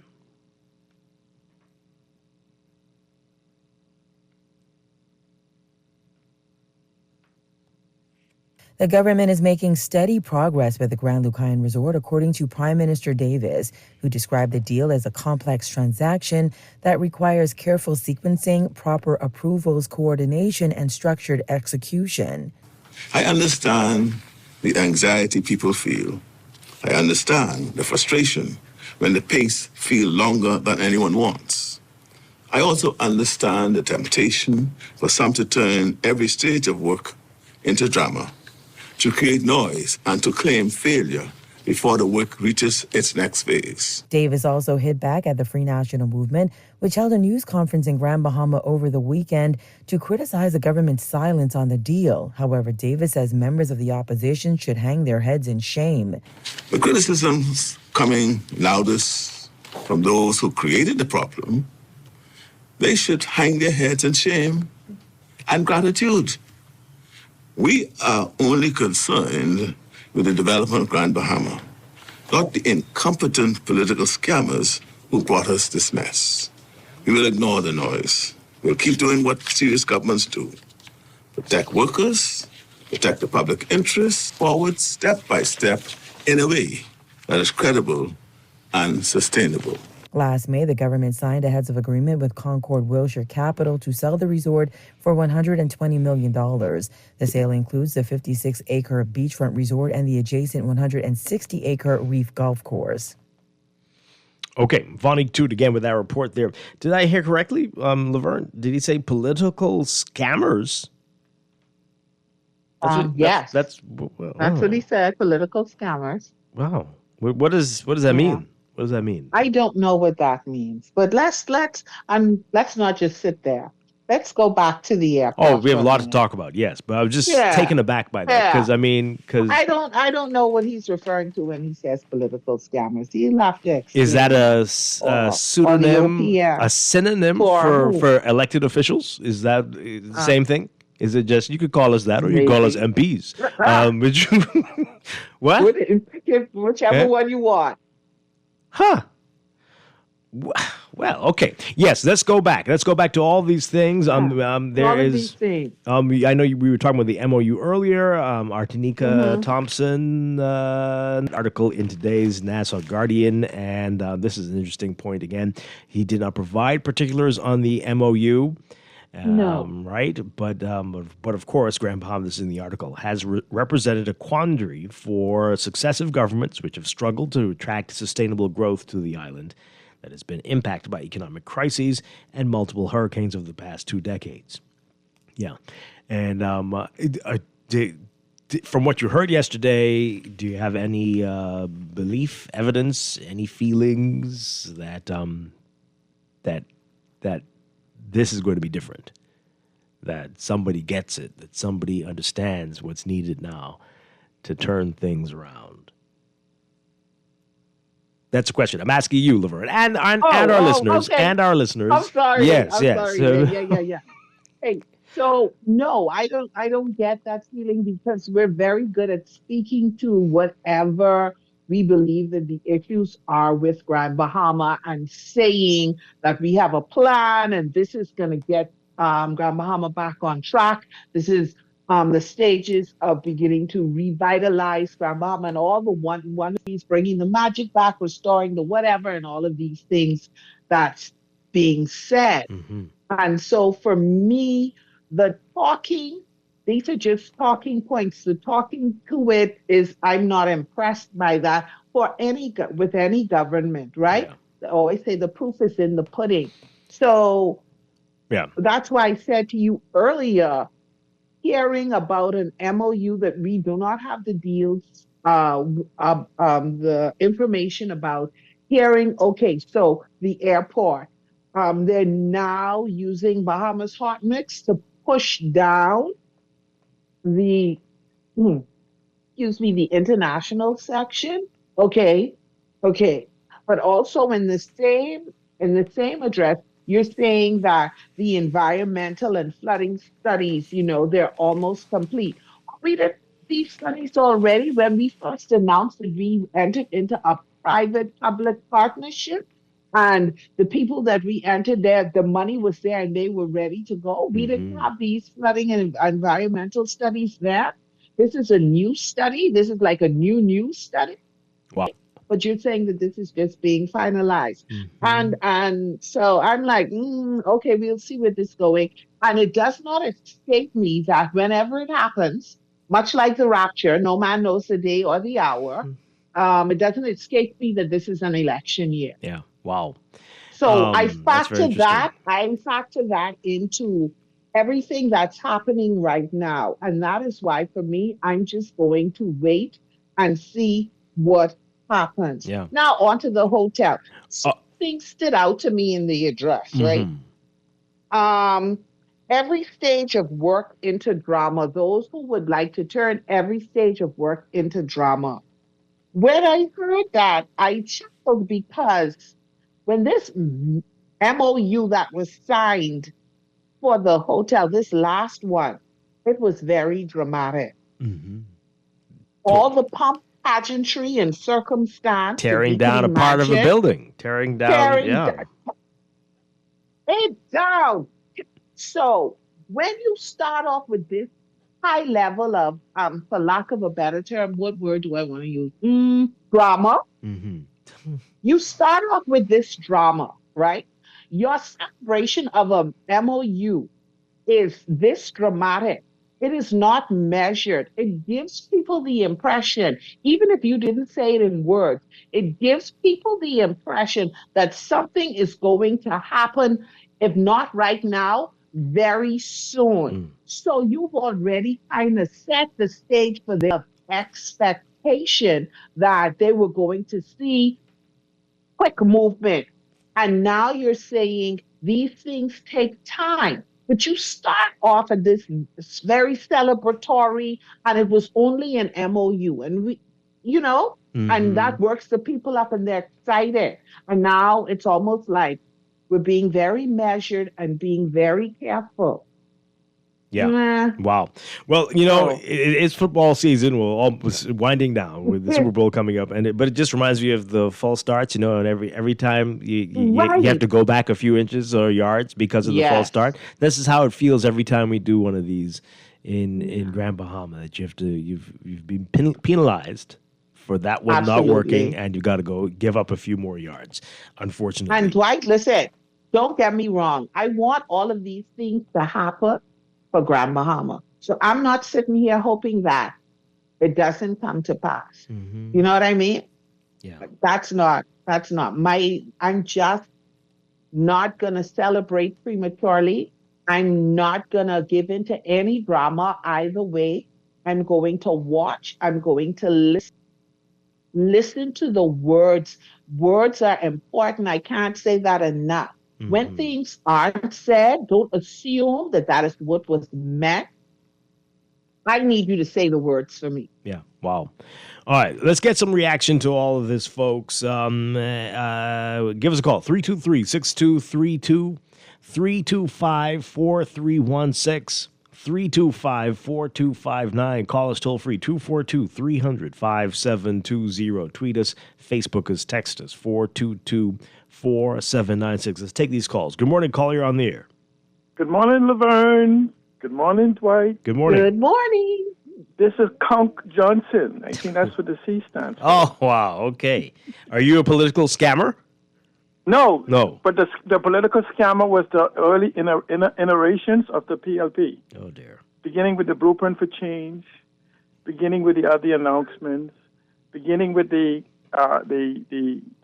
African Place, beginning with the West End Promises. But Grand Bahama is saying that the other side are filled with political scammers too, though. Everybody seems to be political scammers. Over here, and everywhere. The Prime Minister was looking directly into the camera, and he saw his reflection on the screen. Oh, dear. Okay. So, but Dwight, not a single thing in that speech was stating any type of information as to what, when, where, how, who, or anything. Not a single one. You could go with they're examining the possibility, the power company, and they will come back with an agreement. But there's no timeline, anything else of that sort, nor any type of facility. Considering that, we're 4 months, that we are almost 4 months away, maybe 4 months away from an election. But Dwight, the most important thing, though, Dwight, do you have a pen handy? I want you to catch this, okay? There's been 4 years under this PLP where nothing has happened. And now we are being promised that in weeks, decades of development is supposed to happen. Okay? So what is happening, though, when you look at the harbor deal, right? If you understand the things, first of all, the harbor deal is where the Prime Minister incorporated an attempt by a group of people, GIL, and with the Trump regime of trying to capture the ports, for which then they would then capture the container port and some Hudson assets in Freeport. And China's already said that's not going to happen, and Trump is them repositioning for that. And so I don't know how he was incorporated. The anticipation of that would happen. Now, if you go back to MSC and RCI and Carnival, remember they are partners in the ship. What happens now is that MSC, RCI was seeking to develop the same harbor so they could then buy the Xanadu. If you paid attention, under the last agreement from the last time the announcement was made with Trump, them grabbing the container ports in the harbor, you would have noticed that the Xanadu deal shifted to the Al-Qaeda deal. So in essence, he's now brought into clarity that MSC is going to develop Billy Key, which would then, if MSC takes possession of it, there was always a contention that MSC was going to buy the harbor, and they were not going to give RCI a lease. Their competitor an opportunity to lease and develop their harbor. So that's why you saw this new thing came up in the Al-Qaeda deal where they said it's going to have a casino and this port. You remember they said it's going to bring the port for a day cruise or whatever. Okay, so Laverne, I don't know if you're experiencing it, but my head is spinning. There's a lot of this is crazy. I'm just showing you what they're doing is they're putting things out and massaging it to make it seem as though something is happening. The 8-part deal, remember they said it was 8 pieces as part of the Al-Qaeda deal. They have not finalized those parts of the deals, such as Port Lucaya Marketplace, Port Lucaya, Grand Bahama Yacht Club, the Pelican Bay Hotel that owns the right to the basin for the other part of this going there, the Sudan, the deal for RCI to put the other part of Port. See, that's called. See, for those of us that understand the economy of Freeport, and myself who have studied it for 20 years, knew it was intellectual masturbation, celebrated at initial party, and this is simply a second round of it. Wow. Okay. Right. If you go for the airport, you take the $100 million. They haven't done the survey yet to determine the cost factor of putting berms and all these other things around it, maybe elevating the ground, whatever. But they keep it $100 million. Now, for the $100 million, you need 500,000 people to come to that airport at minimum. But guess what you need, Dwight? You need 6,000, minimum of 6,000 hotel rooms. Laverne, how much do we have? Okay? See, Dwight. Wow. Unless the people are going to come to that airport to sleep in the cars, in the beaches, and in the abandoned buildings that other people in Grand Bahama are sleeping. See, when you come with a development plan for Grand Bahama, you can't come half-stepping. All right. Got other calls coming in. Thank you so much, Seattle. Appreciate it. Wow. One more call, and we got to move on. Caller, good morning. You're on the air. Are you there? No? Okay. Yeah, let's take that one. And then we... hi, caller, you're live on the air. Hello, good morning, Dwight. Good morning. Yes, when you ask who is he talking about, Michael Jackson, as the song says, the man in the mirror, with the Hully Gully calling them scammers, the Prime Minister. But what we have here is they just carrying on, as C. Allen, I guess, was trying to say, you can use the word chicanery to describe everything he's saying with these promises and all that lie. In reference to the commissioner of police, when she says one officer, we know it's more than that. And remember, the Prime Minister tried to pass that buck on us with the King and the $2.5 million. And she needs to answer as to why some officers still on the force when that plane landed in the middle of the night, and Sergeant Campbell has not been granted any accolades for foiling that whole operation at 12 o'clock in the night when he heard the plane landed. Okay. Yeah, thanks a lot. Appreciate it. Well, Laverne, as you say, cautiously, maybe not optimistic. We're paying attention to what's going on here. I'm see paying what's attention. Yeah. I think that's the best way to describe it. Well, boy. We're going to move on. We're going to take a break and talk with NIB in a bit. But I just want to say, I think people have to ask a lot of questions to all people who are running, especially for office in Grand Bahama, whether anybody has a real long-term strategy for the growth and development, the revitalization of the island. And I don't know if anybody who is seeking office is really getting it. Anybody at the moment. This is very scary. We talked about this with a leader a few weeks ago about whether this is time, whether it is time to look at more autonomy for Grand Bahama so that the central government does not interfere with every little thing. And that doesn't seem to be the direction that anybody wants to go at the moment. So No, how are we you- serious? You're trying to buy the power company. That Yeah, doesn't people sound like want more to take autonomy. over, more central government involvement in everything. And when it's not that, it's more talk of private companies. So what are we doing? Something is wrong, and I don't think the people who are talking the most get. But anyway, we'll be back. This is Morning Blend on Guardian Radio, Morning Blend Business. Stay with us.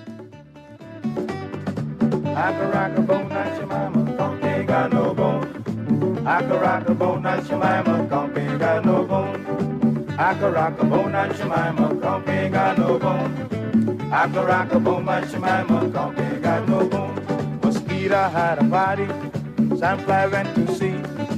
Boca stand behind the door, honey, poke his mouth at me. Hey, I can rock a boat, not your mama. Planning for retirement can be overwhelming, but with CFAL, it doesn't have to be. We offer tailor-made individual, group, and pension solutions that take the guesswork out of retirement planning.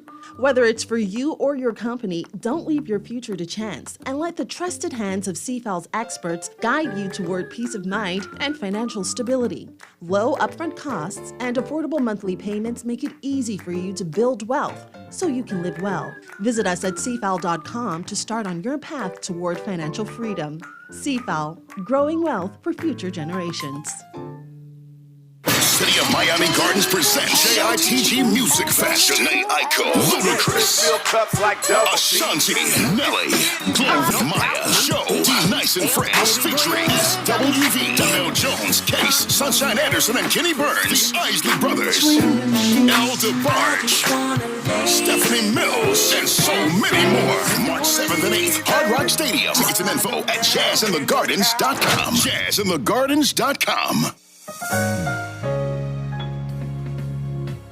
Put more money back in your pocket with the Fidelity Debt Consolidation Loan. Why pay more when you can pay less? Reduce your monthly debt payments down to one low, easy payment. Apply for a Fidelity Debt Consolidation Loan today. Call 356-7764. Fidelity, we're good for you. You try to rest, but roll with the best. For all your printing needs, there ain't no one better, no. For posters and banners, magazines and flyers. For window decals, greeting cards and newsletters. No job too big and there's no job too small. You name it, we can print it. Just give us a call. Let Print Masters bring your masterpiece to life. Located in the Nassau Guardian Building.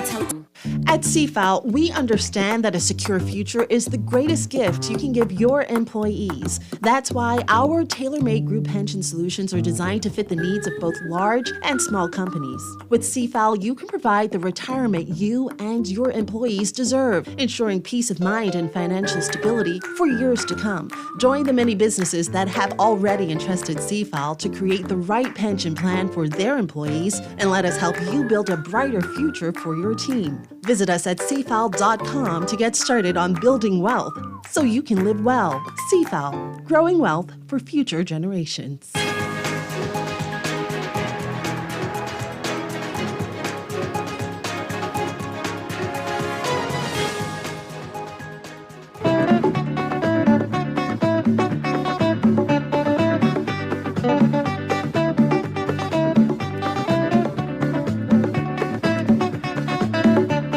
I can rock a boat, not your mama, come ain't got no bone. I can rock a boat, not your mama, come ain't got no bone.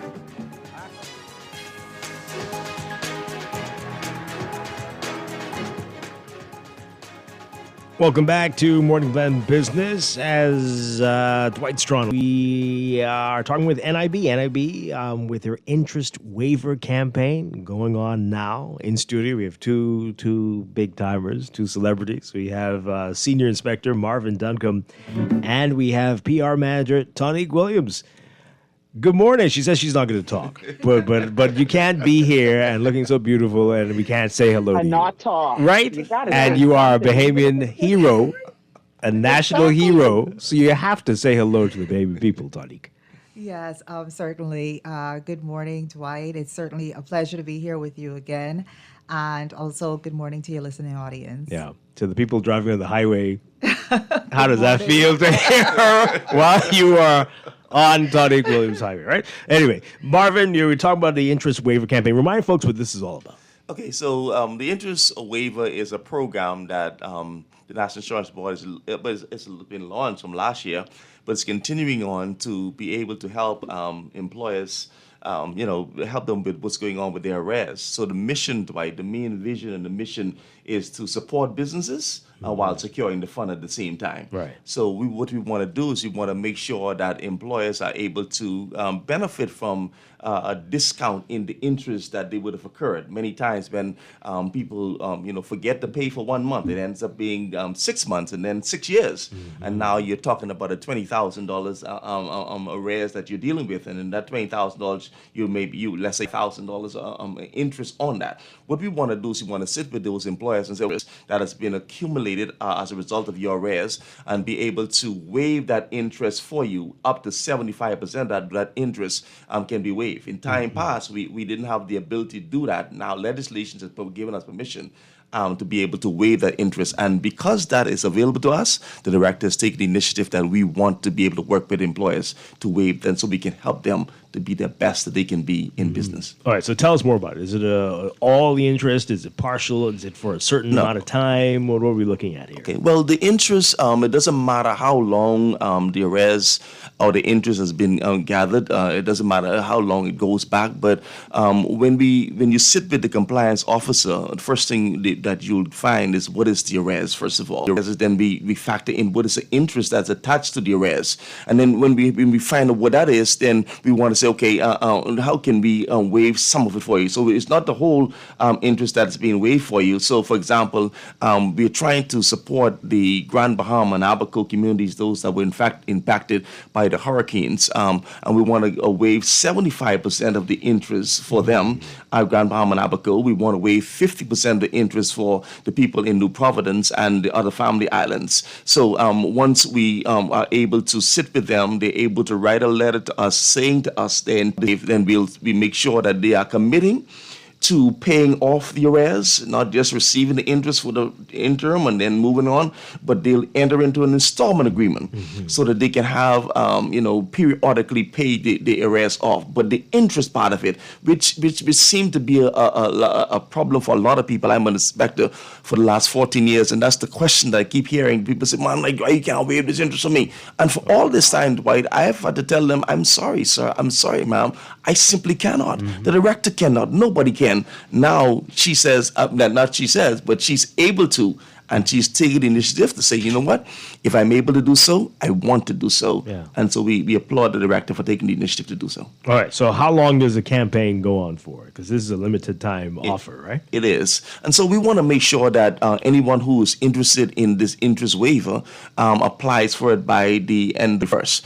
If you get your application in before that time, and we can process your application and almost certain that you'll be able to get it because we're working with everybody. So it is up until March 31st. And so we want to encourage all employers, small, medium, large employers, those persons who know. And that's about 70% of people. I was going to ask you how many people. I'm telling you. 70%? We have about 30% compliance. Oh, my goodness. But that's not unusual around the world, right? Yeah. It's not unusual. That's when it comes to compliance concerning the same kind of tax structure, it seemed to be where a lot of people are not consistent.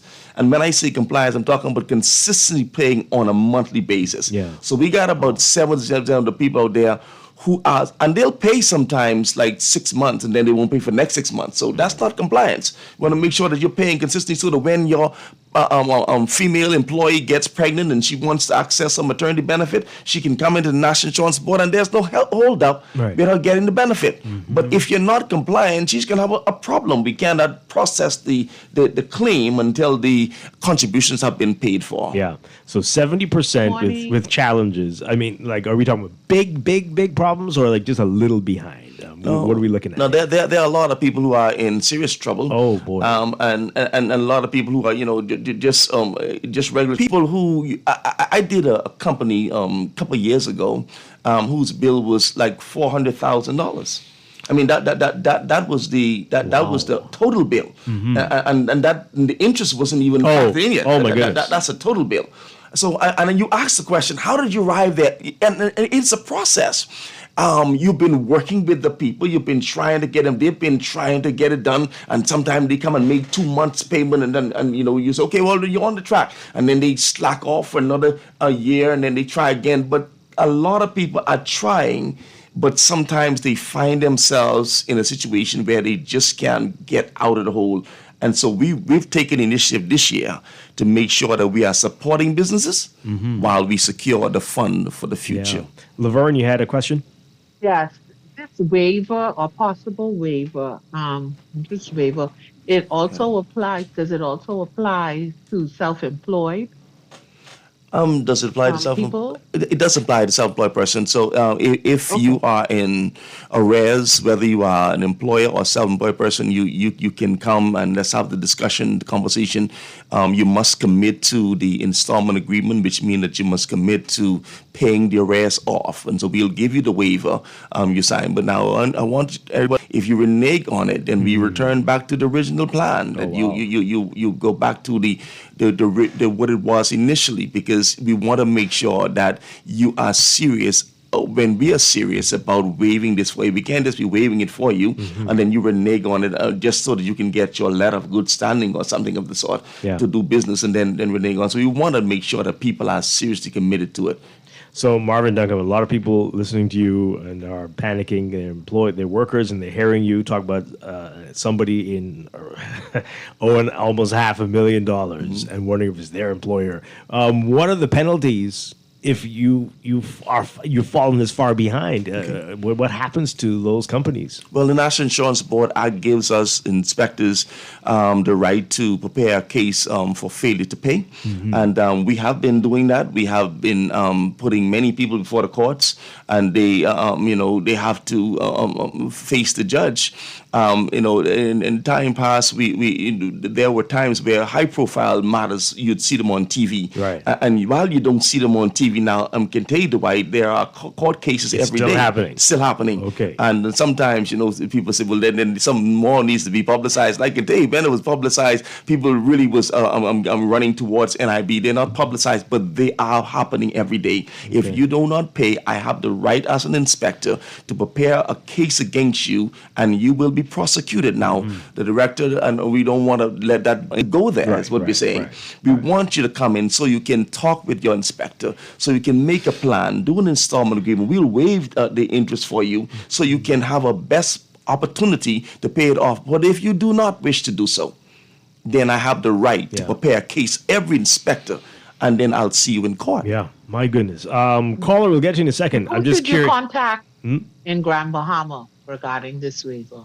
Well, you can contact any of the inspectors in Grand Bahama. There are a number of inspectors that are assigned to the Grand Bahama office. Every employer, every self-employed person has an inspector assigned to him or her. And I want to encourage everyone to get to know that person.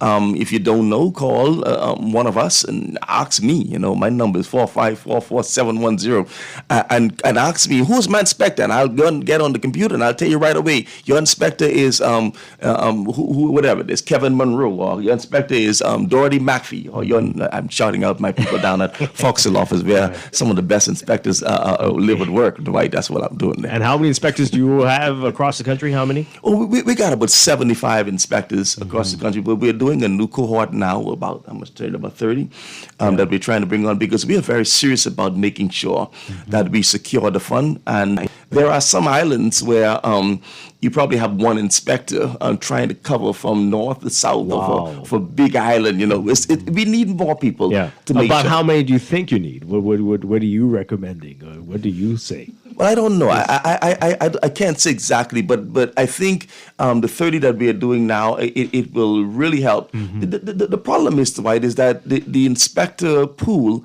is the pool where most of the managers come from. So every time the pool gets full, they come in that pool and take them out to be managers. I'm one of the only ones that remain. Your time soon come.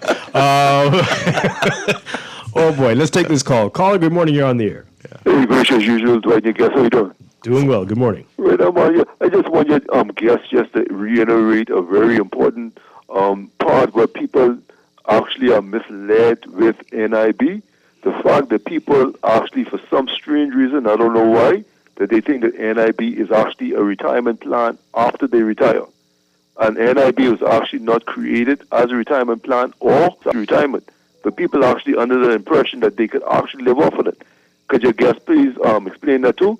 And also, I want your guests to tell people, right, that I'm going to lie to you, NIB, they really work with people that are late on their payments. I've seen it for myself, the companies that late on their payments, and they actually work with them. But the worst thing to do is not to answer their telephone call. Now, if you do that, you're screwed. So NIB isn't like inland revenue. If you owe them, you march down completely. But them, they work along with you once you answer their telephone call. They have reasonable payment plans and everything, so you'll be sorted out. But just don't avoid answering their calls. Let's get to the response. Even Inland Revenue will tell you they'll work with you too. But anyway, but definitely NIB will. Let people know that. What he's saying. So I mean, he mentioned about the amount of money that people receive from retirement, and whether or not it's sufficient to help them in retirement. And so what NIB gives is totally dependent upon what you pay. That's the bottom line. So. I have people who come and they argue very strongly that, sir, I only make $150 a month. This is a self-employed person for the most part. And I'm saying, when you get to retirement and you're telling me that you make $75 for the week, and just what you're paying on, and then when your retirement is $286, and you can't live off it, and then somebody else though who is paying on the ceiling and they're getting $1,700 a month, $1,800 a month for it, because it's a range, but it is tremendously based on what you pay into the fund. If you're paying on the ceiling, you will see a tremendous amount for your retirement. But if you are paying on the bare minimum, and you're only at 500 contribution, you'll see a reduction also. Yeah, well, obviously some of these people don't plan on retiring ever. Maybe not. That's a scary thing there. And I just, wanted to add in the caller asks that we reiterate that NIB is not just for retirement, and while that is probably one of our larger, more consistent payouts per month. He's absolutely right. NIB is there for income replacement. And that covers anything from our short-term benefits, the sickness, the unemployment, the maternity that we mentioned earlier, and then also the safety net for persons that are injured on the job, the industrial benefits. And so there are many benefits that are covered through NIB. And it's very important that these benefits remain available and accessible to our workers. And so that's why we're really encouraging employers to take advantage of this program while it's available during this short period of time. It's already the end of January. Yeah. And so really you have February and March, such a short time. Call us. Marvin would have mentioned you can call your inspector on any island, Grand Bahama, all the other islands. This program is available in Grand Bahama and Abaco. Greater concessions up to 75%, and all the other islands up to 50%. And so that makes a lot of impact. That anytime you're late on a bill, just trying to pay that bill alone is sometimes a challenge. And so when you have to pay additional money, if you didn't have it in the first place, how do you find the extra, right? Yeah. And so we're encouraging persons to call NIB. Go onto our website, nib-bahamas.com. We do have information, frequently asked questions on this program, and all that information is available for you. But of course, the best source of information will always be your inspector. Get to know your inspector. Sit down, have a conversation with them. They're there to help you. I know sometimes it's very intimidating. They think we're there to work against you, but we're really there to work with you. Yeah, being nosy, so forgive me. But that person with the $400,000 bill, Marvin, Tell me where that is today. Is that resolved? Yeah. Is No, it? My God! You're being nosy. I cannot. This will keep me up at night. No, it is being resolved, and I'm no longer in that area, but it was taken over by another inspector, and I do remember even it was being resolved even when Mr. Trevor Bryce was in the jail, that he had taken the great initiative to make sure. So I am very, very confident that a lot of that arrest has been dealt with. Okay. But it was very, very high. And I remember going into the office and trying every day to make sure that I worked with them to help them. But at the time, I couldn't waive the interest for them. Yeah. Wow. Okay. So this And is a if great I could opportunity. just Tony? add something, because a lot of times these situations don't happen very quickly. They happen over time. And since we have launched this program, what we have seen is that persons are calling in. Excellent. Lots of them have said, I have not perhaps paid since 2013, 2014. When you look at that, that's a decade, right? And I think what this has done is really want to be compliant. They want to have access to their benefits. But sometimes because they have missed so much time, they feel like, I don't want to know how much I owe. Oh, boy. Now that this is available, and perhaps there are some reductions that they can take advantage of, persons are calling in who have not been compliant for such a long time. And so we're really happy to see that. A lot of them have been self-employed, which is sometimes a lot harder to track because these persons have mobile businesses or home businesses. They relocate, and sometimes you can lose track of them. And so now that these persons are reaching out and reestablishing communication, I think it's such an important thing because, again, I don't think there's anyone listening out there with a business who does not want to take advantage of a sickness benefit or unemployment benefit or whatever benefit it is, should they need it.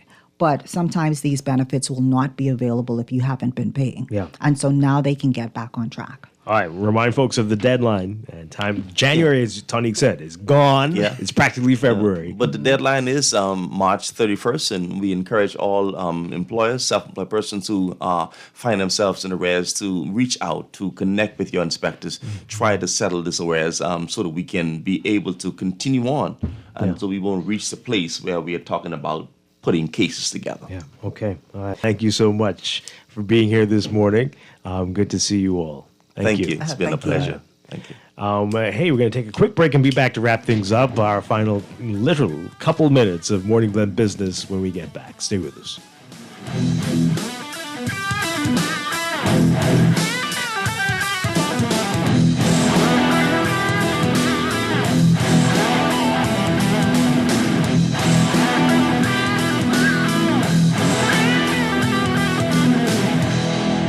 Try to rest, roll with the best. For all your printing needs, there ain't no one better, no. For posters and banners, magazines and flyers. For window decals, greeting cards and newsletters. No job too big and there's no job too small.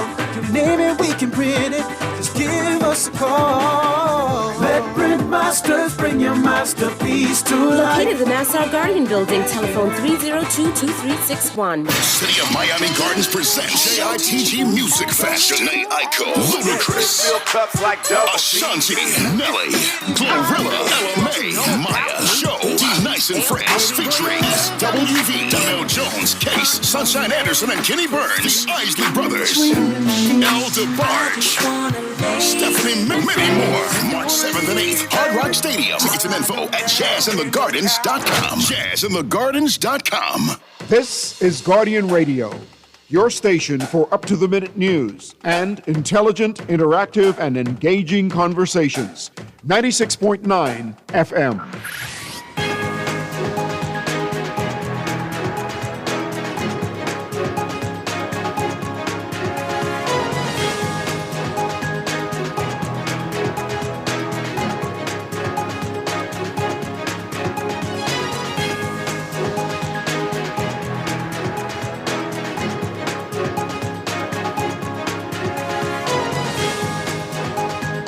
It is time for your morning business report brought to you by CFAL. Prime Minister Philip Davis announcing that the Mediterranean Shipping Company, MSC, will spend $450 million to build a new cruise ship complex, a new cruise ship pier complex and berthing area, as well as a new visitor and commercial infrastructure at the Billy Key property in Freeport. Davis saying during the press conference yesterday that the government signed and advanced this investment for Freeport. The Prime Minister also revealing that a conclusion from the arbitration hearings between the government and Grand Bahama Port Authority is imminent. Davis was asked about the arbitration proceedings yesterday as he made several announcements. However, he explained that he could not speak about the arbitration proceedings because they are confidential. He said when a conclusion is made public, he will be able to speak more. The NASA Paradise Island Promotion Board telling Guardian Business that total site visits to its primary website are up by 34% compared to 2024, totaling 15.72 million hits for 2025. And Chief Executive Officer of the Bahamas Chamber of Commerce and Employers Confederation, Dr. Leo Roll, says that the Chamber is pleased that the government is not moving forward with wage increases at this time. Roll saying the Chamber, though not surprised, welcomed the announcement by Minister of Labor and Public Service Pia Glover Roll relative to another minimum wage increase being unlikely before the general election. The Chamber says it enjoys an excellent working relationship with the ministry, strengthened by quarterly meetings and regular updates. More on those stories in today's Guardian Business section. In your Market Watch, recapping trading on the BISX. From Tuesday, your market movers, Commonwealth Bank moving 45,000 shares, closing unchanged at $4.49. Consolidated Water up 3 cents, closing at $7.62. And Emira Incorporated up 20 cents, closing at $12.34. The BISX All Share Index closing at 3,170.38, up 0.22. That's your Market Watch, and that is your morning business report brought to you by CFAL, growing wealth for future generations. And Laverne Gardner, thank you here on a Wednesday.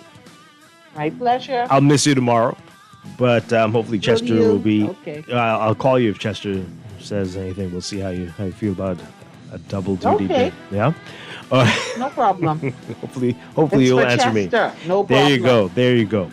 So thanks again, and I'll be back tomorrow morning with more Morning Blend and Morning Blend Business here on Guardian Radio 96.9. Everybody have a great day. Stay tuned for On the Clock with Aaron Green next.